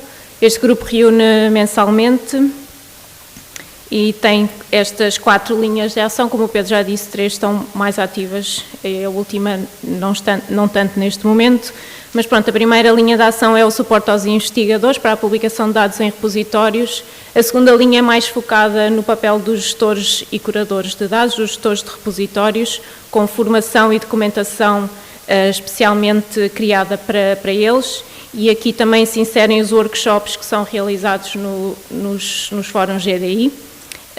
O outro foco é a interoperabilidade de repositórios e também a sua ligação com outros sistemas.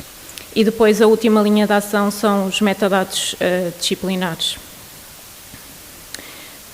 Ao longo destes anos nós temos vindo a partilhar aqui no Fórum alguns resultados e materiais de apoio criados no âmbito do grupo. Estes foram os resultados que nós já partilhámos convosco nos fóruns anteriores. São resultados de 2021 e 2022. Temos aqui alguns destaques. Pronto, temos infográficos, boletins informativos, guias de apoio e também análises comparativas. Este ano queremos partilhar convosco alguns novos resultados, alguns já muito recentes, outros já mais do início do ano, nomeadamente o infográfico sobre a partilha de código e de dados, os medos, as barreiras e as soluções que identificámos. Isto é uma adaptação de um conteúdo que já existia. Temos também um boletim informativo como identificar um repositório confiável. Achávamos que era uma informação pertinente a dar à comunidade. Também uma análise, ou melhor, uma lista de estándares de metadados e informação de suporte, com identificação de metadados disciplinares usados em Portugal. E também outra novidade de 2023 é uma reunião de casos de estudo de repositórios institucionais e temáticos. Pronto, temos o caso do Instituto Hidrográfico, o repositório de dados do Minho, o arquivo APIS, o Arquivo Português de Informação Social, o Biodata e o DUNAS, o repositório da Universidade de Aveiro. Pronto, e o nosso póster está... todos estes conteúdos estão na página do Fórum, também tem alguns conteúdos impressos ali na entrada, caso queiram consultar e levar, e temos também o nosso póster que reúne toda esta informação que partilhamos. Pronto.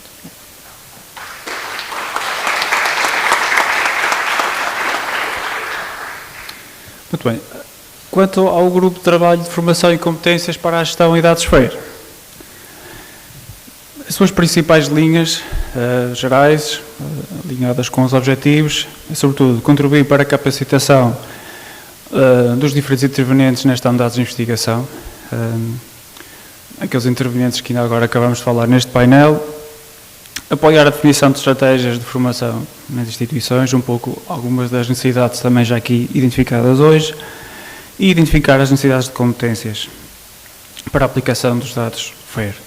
E para isso temos desenvolvido algumas ações ao longo da nossa atividade. Podem encontrar todos os resultados aqui neste link ou neste QR Code, e caso tenham interesse em fazer parte deste grupo, para contribuir ou para acompanhar os desenvolvimentos, podem também fazer parte e são convidados. Estas são as 3 principais linhas de ação: desenvolver uma coleção de recursos de formação, promover iniciativas de formação e competências em GDI e dados FEIR, que vou apresentar agora mais em detalhe. Antes de apresentar estes resultados, para ficarem aqui com uma ideia da atividade do grupo. O grupo, por um lado, tem reuniões mensais, com vista a reunir a equipa, a fazer um ponto de situação dos trabalhos de cada uma das linhas de ação, partilhar estes desenvolvimentos, recolher contributos por parte também dos colegas, partilhar informações relevantes, por exemplo, partilha de novos recursos de formação, iniciativas que tenham conhecimento, ou seja, não é só uma reunião de trabalho, é também uma reunião para partilha de recursos relevantes na área da formação e capacitação na área dos dados FEIR. No que diz respeito aos seus subgrupos operacionais, que na prática vão dar corpo às linhas de ação que eu referi anteriormente, temos neste momento 4 grupos operacionais, uns mais ativos do que outros. Temos o grupo da coleção de recursos, que na prática já desenvolveu 2 padlets, 2 coleções de recursos que nós consideramos que são relevantes para a aquisição de competências. Iniciativas de formação, que têm desenvolvido, por exemplo, algumas data talks, que são sessões de 30 minutos online, talvez alguns de vocês já participaram. Competências em GDI e Dados que propôs e vai ser apresentado agora durante estes dias um quadro de competências para Data Stewards e para todos aqueles que participam, não só para Data Stewards, mas para aqueles que participam no processo de gestão de dados de investigação. E, por fim, um grupo associado a uma atividade que ainda agora foi falada pelo Pedro Príncipe, que é o ciclo sobre Data Stewardship em instituições. Aqui ficam alguns dos resultados. Mais em cima são 2 exemplos de coleções de recursos de formação. Este subgrupo vai tentando atualizar sempre que possível estas 2 coleções para que se mantenha atualizado, sempre que nós consigamos identificar recursos de formação relevantes a nível global, não são apenas portugueses, até a maioria são internacionais. As data talks, temos ali alguns exemplos das 3 últimas que realizamos. Tentamos convidar investigadores que já têm boas práticas de dados de investigação, seja, por exemplo, na anonimização dos dados, seja na criação de planos de gestão de dados, seja em programas de formação nas suas instituições. Já desenvolvemos 11 sessões desde 2021, já tivemos mais de 700 participantes, tem tido uma boa adesão por parte da comunidade, aqueles que fazem parte do grupo de trabalho, mas muito para além dos elementos do grupo de trabalho, e estamos a tentar apresentar a agenda para as próximas data talks, portanto mantenham-se atentos.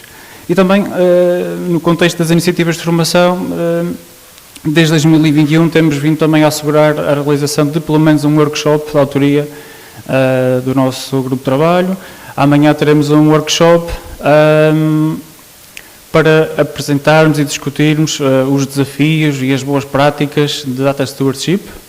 Teremos 2 convidados, 2 investigadores de instituições portuguesas que vão apresentar os seus casos práticos de desempenho desta função, de Data Steward, que não é só Data Stewards, são investigadores, são uma série de atividades, como aqui também agora acabamos de falar. Vêm apresentar as suas boas práticas, que desafios é que fazem face. Numa segunda parte apresentaremos, eu já estou aqui a fazer publicidade ao workshop para que vocês participem amanhã. Na segunda parte iremos apresentar a proposta de quadro de competências para os intervenientes na gestão de dados de investigação e queremos depois ouvir os participantes sobre a sua adequabilidade ao contexto português.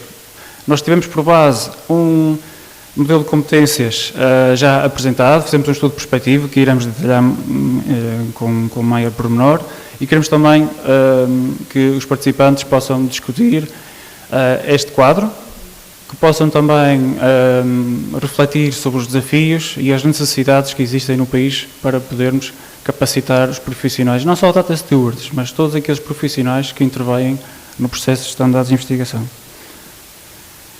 Outro dos resultados, a minha colega Emília Pacheco vai falar um pouco sobre ele. É só para dar uma ideia dinâmica. Vens tu, depois venho eu. Pronto, está tudo dito. É uma tabela de competências que nós já... que o grupo está a desenvolver, que desenvolveu durante algum tempo. No fórum anterior apresentámos à discussão, submetemos à discussão pública e agora temos a versão final.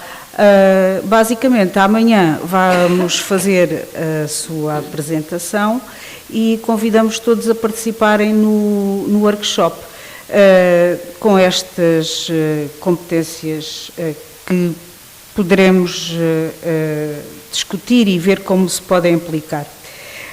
Em relação ao outro resultado, também já foi dito, até foi explicado pelo Pedro, toda o seu entorno. Convidamos todas as pessoas também a participarem. Já se realizou uma das sessões, mas pelo menos mais 2 ou 3 estão em agenda e a primeira foi bastante interessante e no final a produção de um relatório será o objetivo com os tópicos de aprendizagem de todas estas sessões. E convidamos todos a verem o nosso póster que está também ali disponível. Então, Então, boa tarde novamente. Cabe-me a mim agora fazer o encerramento da sessão de grupos com o último grupo de trabalho, que foi criado em terceiro lugar e que respeita às políticas, estratégias e recomendações de gestão de dados de investigação.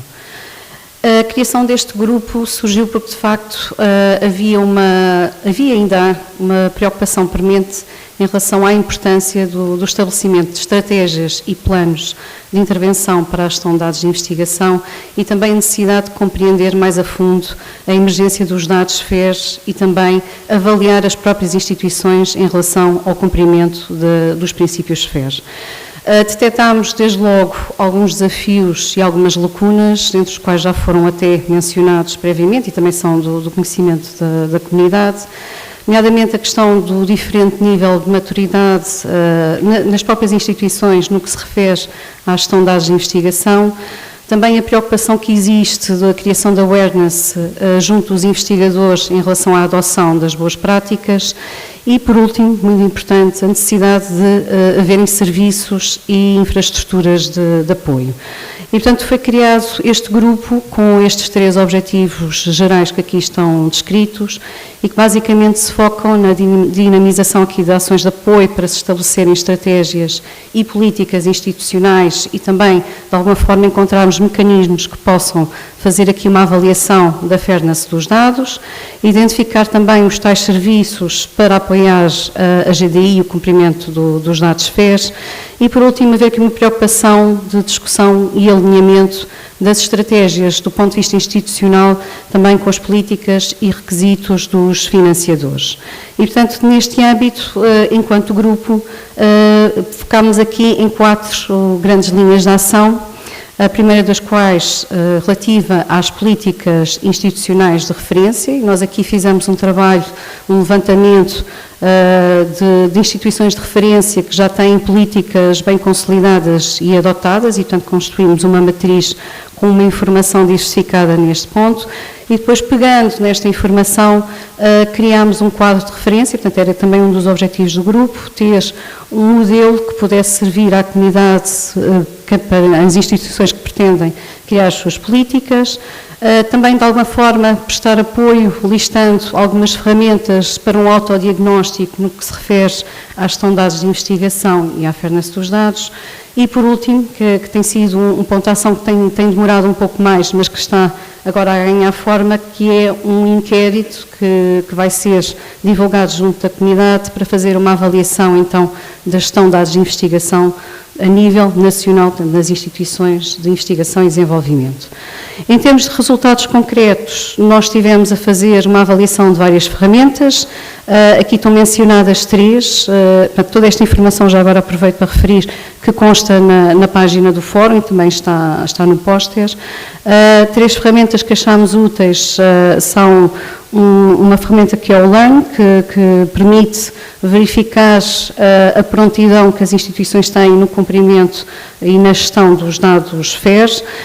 Também uma outra ferramenta muito interessante que cobre não só as chamadas RPOs, as Research Performance Organizations, mas também os próprios financiadores em termos de sustentabilidade dos dados de investigação e depois também uma outra ferramenta que até serviu de base a um café com dados do Fórum GDI, que é o do iPass for Fair, que é muito interessante e rapidamente se consegue fazer um diagnóstico também desta prontidão.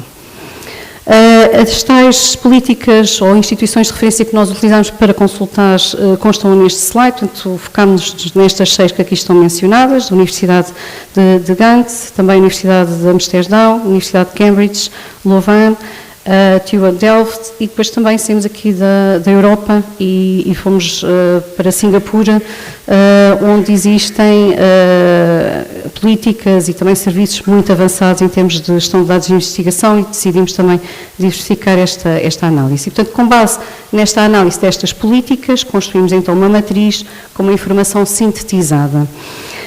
Esta análise das políticas focou-se também em grupo, houve esta discussão de fazer precisamente a seleção de pontos-chave que criam muitas vezes dúvidas junto das equipas e, portanto, fizemos uma seleção prévia dos pontos que queríamos aprofundar e que são, de facto, também os que aqui constam. E pegando nestes pontos, onde se inclui, por exemplo, a propriedade dos dados, que é sempre algo que causa algumas dúvidas, a questão do armazenamento tão importante, da retenção e por aí fora, fizemos depois também uma alocação de responsabilidades dentro das instituições. Portanto, tentámos de alguma forma fazer um mapeamento de quem poderia assumir a responsabilidade de algumas destas áreas. E, portanto, com base nesta informação, e como já tive a oportunidade de referir, construímos então uma proposta de estrutura para uma política de gestão e partilha de dados. É um modelo base, pronto, que eu obtive aqui a aprovação por parte da Clara, para mencionar que, por exemplo, o ISCTE também consultou esta informação, e a Clara também faz parte deste grupo, e, portanto, já teve utilidade e esperamos, obviamente, que tenha mais utilidade, e também convido as instituições que tiverem a preparar e a planear a preparação da sua política para consultarem. E também aqui, em termos de resultados, fizemos um workshop no 8º Fórum de Gestão de Dados de Investigação, focado nesta questão das políticas, onde também fizemos precisamente a apresentação deste trabalho que acabei de referir. E chegamos então agora à altura do inquérito, um inquérito focado na gestão de dados de investigação, em que neste momento está a decorrer uma fase piloto, onde fizemos uma consulta às instituições membro dos participantes no nosso grupo de trabalho, que são 8, e em relação às quais estamos a receber os dados, e vamos tentar de alguma forma validar o guião para podermos então avançar de uma forma mais ampla junto do ponto de vista nacional das várias instituições de ID. E, portanto, só para finalizar, este inquérito tem várias vertentes, uma focada na organização, outra também na parte então de estratégia institucional e políticas, infraestruturas e serviços, avaliação de recursos que existem a nível das instituições e, por último, também fazendo aqui a ponte de acordo com aquilo que tivemos a verificar agora no painel temático, a avaliação das competências e, efetivamente, o que é que existe em termos de recursos nas instituições. E, por último, convido-vos também a visitar o 14º póster do nosso grupo.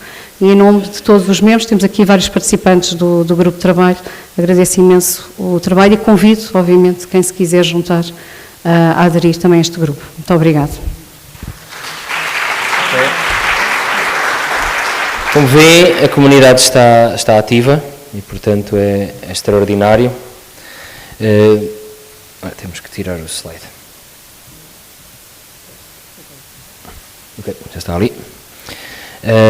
Obrigado aqui pelos vossos contributos também, aqui com um bom número de respostas para identificar os 2 ou 3 resultados dos grupos de trabalho que consideram mais úteis.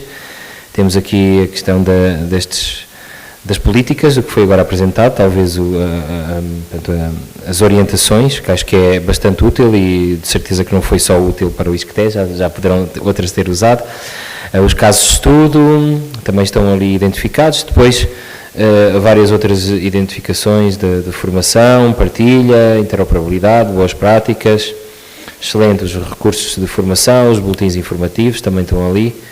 Magnífico, muito obrigado aqui pelos vossos contributos e por esta partilha, sempre é uma forma de estes recursos serem úteis. Portanto, o que é mais destacar aqui dos grupos de trabalho é que eles são uma importante, portanto, resultam, e há estes resultados que são apresentados aqui, mas o processo, às vezes, é que é o mais importante, as pessoas acabam por aprender, para produzir aqueles relatórios, aqueles materiais, aprenderam muito, e depois também o facto de haver partilha é espetacular. 62 respostas, já estamos aqui num bom nível. Portanto, muito obrigado. Fica aberto agora, não precisamos de despender aqui muito tempo, mas fica aberto aqui o vosso input. Deixamos isto aberto até ao final perto do final do Moscatel de Honra, para partilharem ideias, coisas que os grupos poderiam fazer, coisas que vocês viram noutros lados e que achavam interessante que pudessem ser linhas de ação para os grupos de trabalho. Formação, repositórios e políticas. Ou até, se quiserem, sugerir a criação de um novo grupo, também podem fazer. O que é preciso é juntarmos depois mão de obra, não é? Portanto, sintam-se à vontade para se inscreverem, basta irem ao site e mandarem uma mensagem, depois são integrados numa mailing list e a partir daí começam a entrar na lógica de funcionamento, acesso a uma pasta na Drive, onde estão materiais e entrar na calendarização das reuniões. Há algum destaque aos coordenadores? Excelente. Fica aberto aqui isto para vocês contribuírem e muito obrigado a todos os membros do grupo pela atividade, são muitos aqui, e pela dedicação e o esforço em estabelecer isto é um embrião de coisas magníficas, é já uma realidade, mas é um embrião de outras coisas que nós podemos criar e acho que é muito bom estar tão ativo e com tantos resultados úteis. Muito obrigado.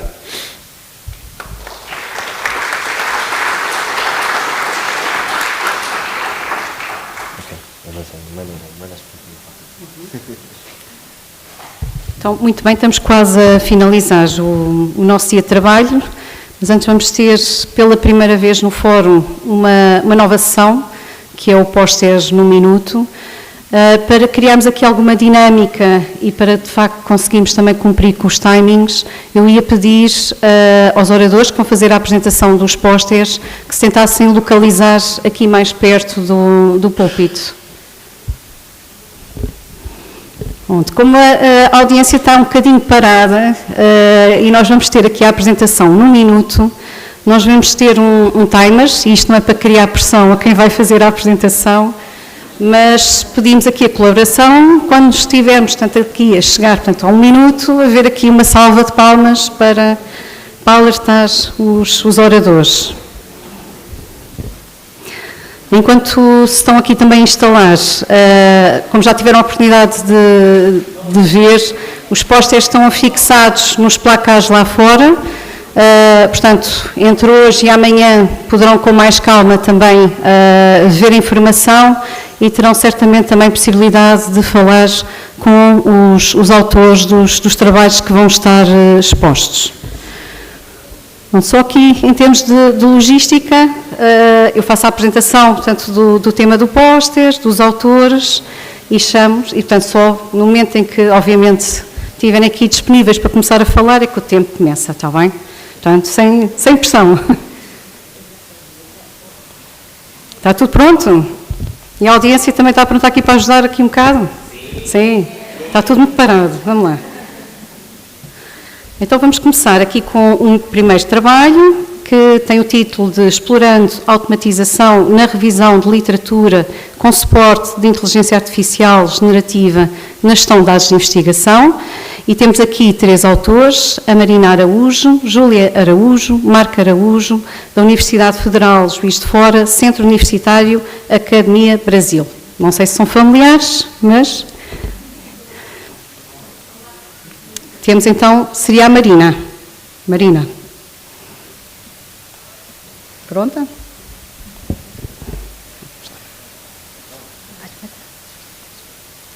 Boa tarde, meu nome é Marina Araújo. O meu trabalho ele visa apoiar os pesquisadores com a revisão e o mapeamento da literatura, visto que é um trabalho muito custoso, porque com a crescente quantidade de artigos acadêmicos e trabalhos acadêmicos das bases de dados, esse trabalho fica muito custoso. Então, a gente fez um sistema todo encadeado, onde a inteligência artificial generativa ela vai apoiar essa pesquisa, e a gente viu que os resultados foram muito significativos. A inteligência artificial ela vai fornecer palavras-chave, palavras sinônimos, que vão ajudar a construir uma string de busca eficiente para a sua pesquisa. E dessa forma também vão criar mapa de palavras, ver quais são os autores proeminentes no assunto que você está pesquisando, e também verificar a qualidade dessa sua pesquisa. Então, a gente viu que foi muito relevante, porque ajudou muito os pesquisadores que a gente fez a pesquisa e realmente diminuiu o tempo e os custos. Obrigada.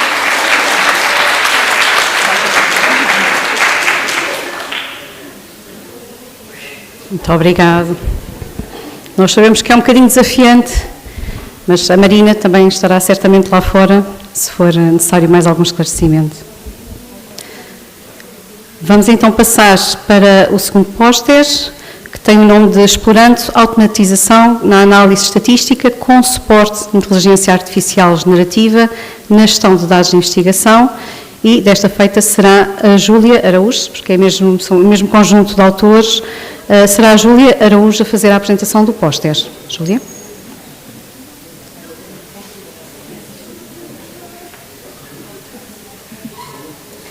Boa tarde, meu nome é Júlia Araújo e o meu trabalho ele visa utilizar a inteligência artificial generativa para apoiar investigadores nas análises estatísticas em seus estudos exploratórios, tendo em vista que é a sua grande importância e também a grande quantidade de dados que deve ser analisada. Dessa forma, utilizamos uma engenharia de prompt para apoiar, para ajudar a inteligência artificial a seguir os passos adequados e também para definir qual seria o teste mais adequado em determinada situação. Então, dessa forma, ao longo do nosso estudo, foram realizados vários testes com bases de dados reais e obtivemos resultados significativos. Muito obrigada pela atenção e estarei lá fora junto ao meu pôster para esclarecer possíveis dúvidas. Obrigada.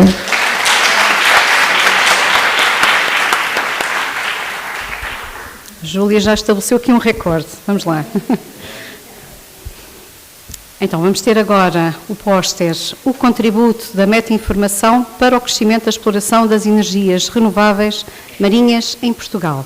Os autores são Ana Raquel Melo, Aurora Bizarro, ambas do Instituto Hidrográfico, e teremos connosco aqui a Ana Raquel Melo.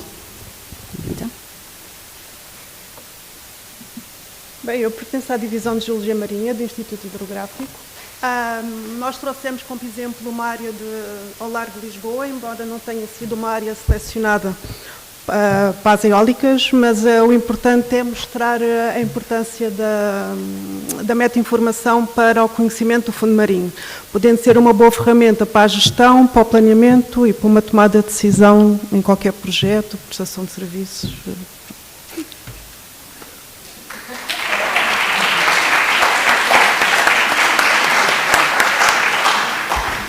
Eu arriscava dizer que os autores estão a ficar com medo das palmas, não é preciso. Não exagerem, não exagerem. Temos agora o projeto Hidrográfico Mais, repositório de dados do Instituto Hidrográfico.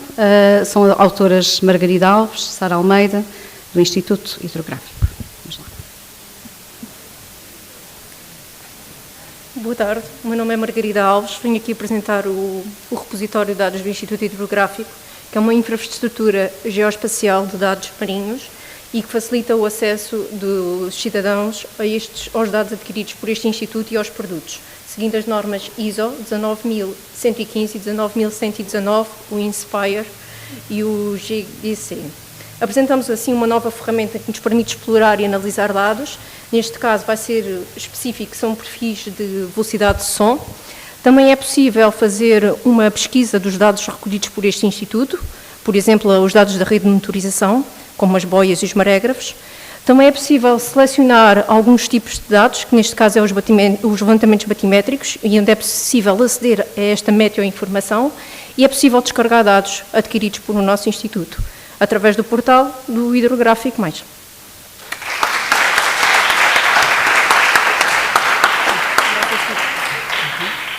Muito bem. E vamos ter novamente a Margarida, agora com gestão de dados no Instituto Hidrográfico, o caso do projeto Aquimar. Vamos lá. Então, o projeto Aquimar foi um projeto é um projeto multidisciplinar que decorreu entre os anos 2018 e 2020 e pretendemos mostrar neste póster o processo de gestão de informação. Este projeto tivemos 4 campanhas que foram realizadas em 5 zonas e 4 campanhas também estuarinas realizadas em 4 zonas. Na aquisição dos dados de mar foram adquiridos 180 amostras por cada campanha e nas estações estuarinas foram feitas 40 nas 4 zonas. Foi feita uma análise de parâmetros ambientais. Também os dados adquiridos foram analisados em laboratório, onde foi feito um controle analítico e um controle onde foi introduzido um controle de qualidade destes dados adquiridos.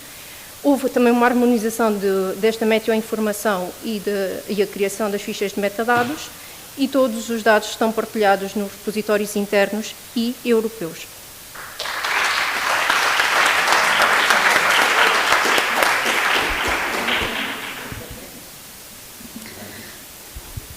Vamos agora para a Universidade de Coimbra. O tema é Ciência Aberta e Gestão de Dados de Investigação na Universidade de Coimbra. São autores Catarina Domingues, Ana Santos Carvalho, Jorge Nouro. E será a Catarina a fazer a apresentação. Força, Catarina.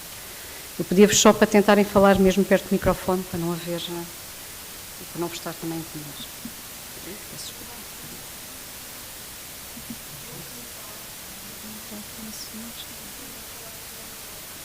Tem que ser mesmo ao microfone. Peço desculpa que este timer não está a funcionar, isto não está a querer colaborar, só um momento. Não está a funcionar, isto ficou sem efeito. Eu vou fazer a contagem aqui deste lado, não está a funcionar este. Vamos forçar, Catarina. Boa tarde a todos e a todas. Este póster teve como principal objetivo conhecer o panorama nacional no que diz respeito às boas práticas de ciência aberta e GDI. Para isso foi aplicado um questionário elaborado pelo Grupo de Trabalho Políticas, Estratégias e Recomendações GDI a 6 instituições de ensino superior, onde foi também incluída a Universidade de Coimbra. Analisando 5 indicadores específicos, nós concluímos que é necessário a harmonização de políticas, estratégias e procedimentos para que seja possível uma boa prática no que diz respeito à ciência aberta e à gestão de dados de investigação ao nível das instituições de ensino superior. E pronto, foi isto. Se quiserem conhecer mais, póster 6. Obrigada.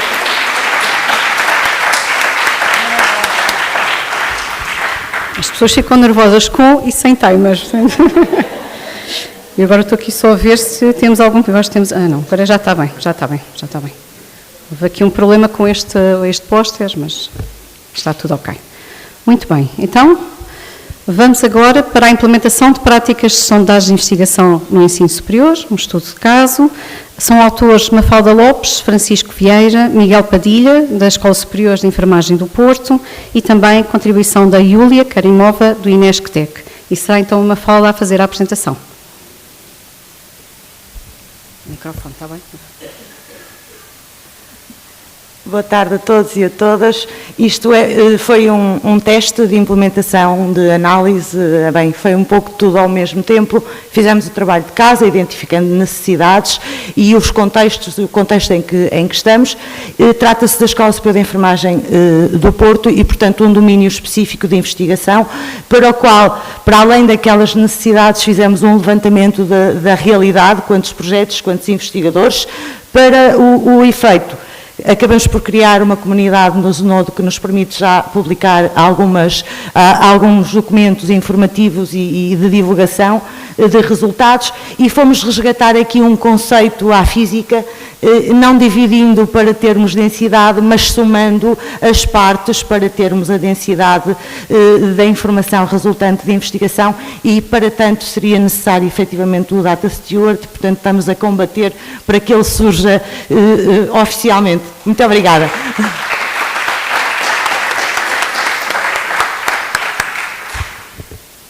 Vamos então avançar. E temos agora então capacitação para a gestão de dados de investigação e dados FER, a Escola de Inverno de Dados Abertos da Universidade do Minho. São autores Pedro Príncipe, André Vieira, Paula Moura, Antónia Correia, da Universidade do Minho, e mais uma vez também aqui a contribuição da Júlia Karimova, do Inesctec. E será então a Antónia a fazer a apresentação. Muito bem. Vamos lá. Boa tarde a todos, o meu nome é Antónia Correia, venho em representação do nosso grupo falar-vos sobre a Escola de Inverno de Dados Abertos.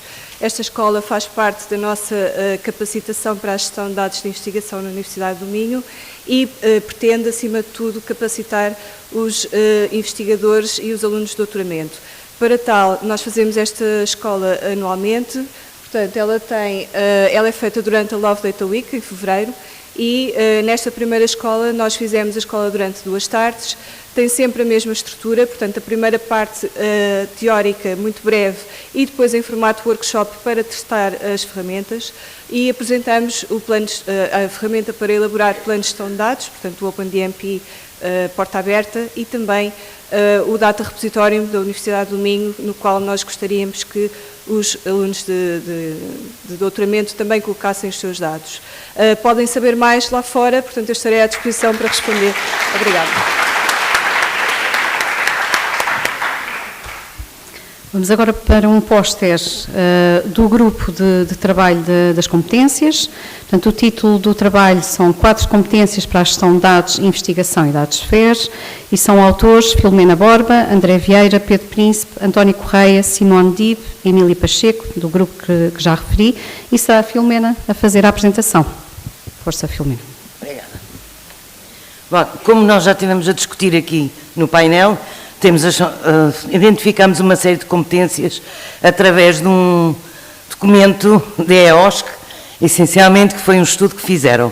Nós tentamos adaptar isso ao nosso contexto português e chegamos a esta tabela, tendo em conta as competências, chaves também, e também os perfis de cada um dos papéis ou dos atores que vão trabalhar no contexto da gestão de dados de investigação.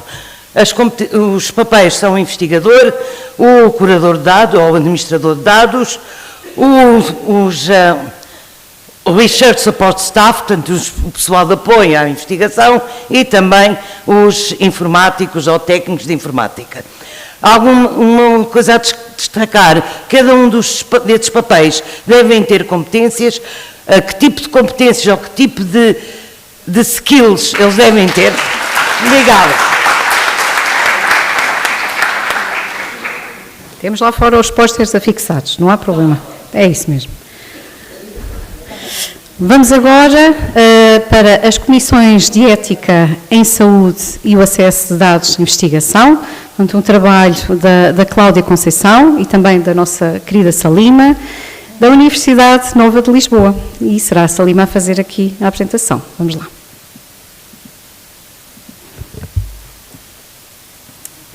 Bem, boa tarde. Neste póster apresentam-se essencialmente 2 assuntos que colocam desafios à gestão de dados de investigação no contexto da saúde: os compromissos assumidos com os participantes dos estudos e o acesso a registros clínicos para investigação. O facto de não existirem políticas institucionais que sirvam de suporte ao cumprimento dos compromissos assumidos com os participantes e à preservação e reutilização de dados faz com que profissionais, nomeadamente das comissões de ética e os gestores de repositórios, não saibam como atuar. A interpretação também das diversas legislações envolvidas pode levar a muitas interpretações e não autorização ao acesso a dados para fins de investigação. Ainda ontem, a nossa Presidente da Comissão de Ética, em conversa comigo, disse: Salima, destruir dados está nas nossas mãos, mas preservar dados é que não. Como é que nós, bibliotecários e gestores de repositórios, podemos trabalhar em conjunto com as comissões de ética para respondermos a estes desafios? Deixo isto à vossa reflexão também.